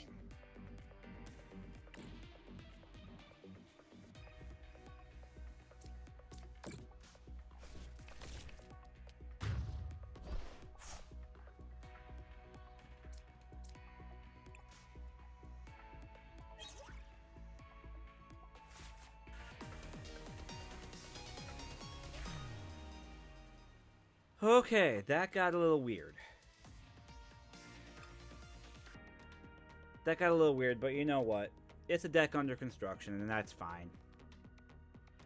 That is fine.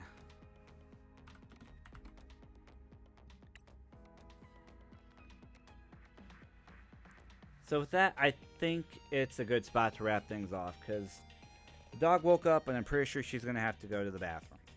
So, and I'm getting hungry anyway, so it's lunchtime. So, I'm going to go ahead and wrap up things here. So, yeah, because it's been 4 hours, holy moly. But thank you all so much for coming in and hanging out. This is a blast. We're definitely going to have to do this again.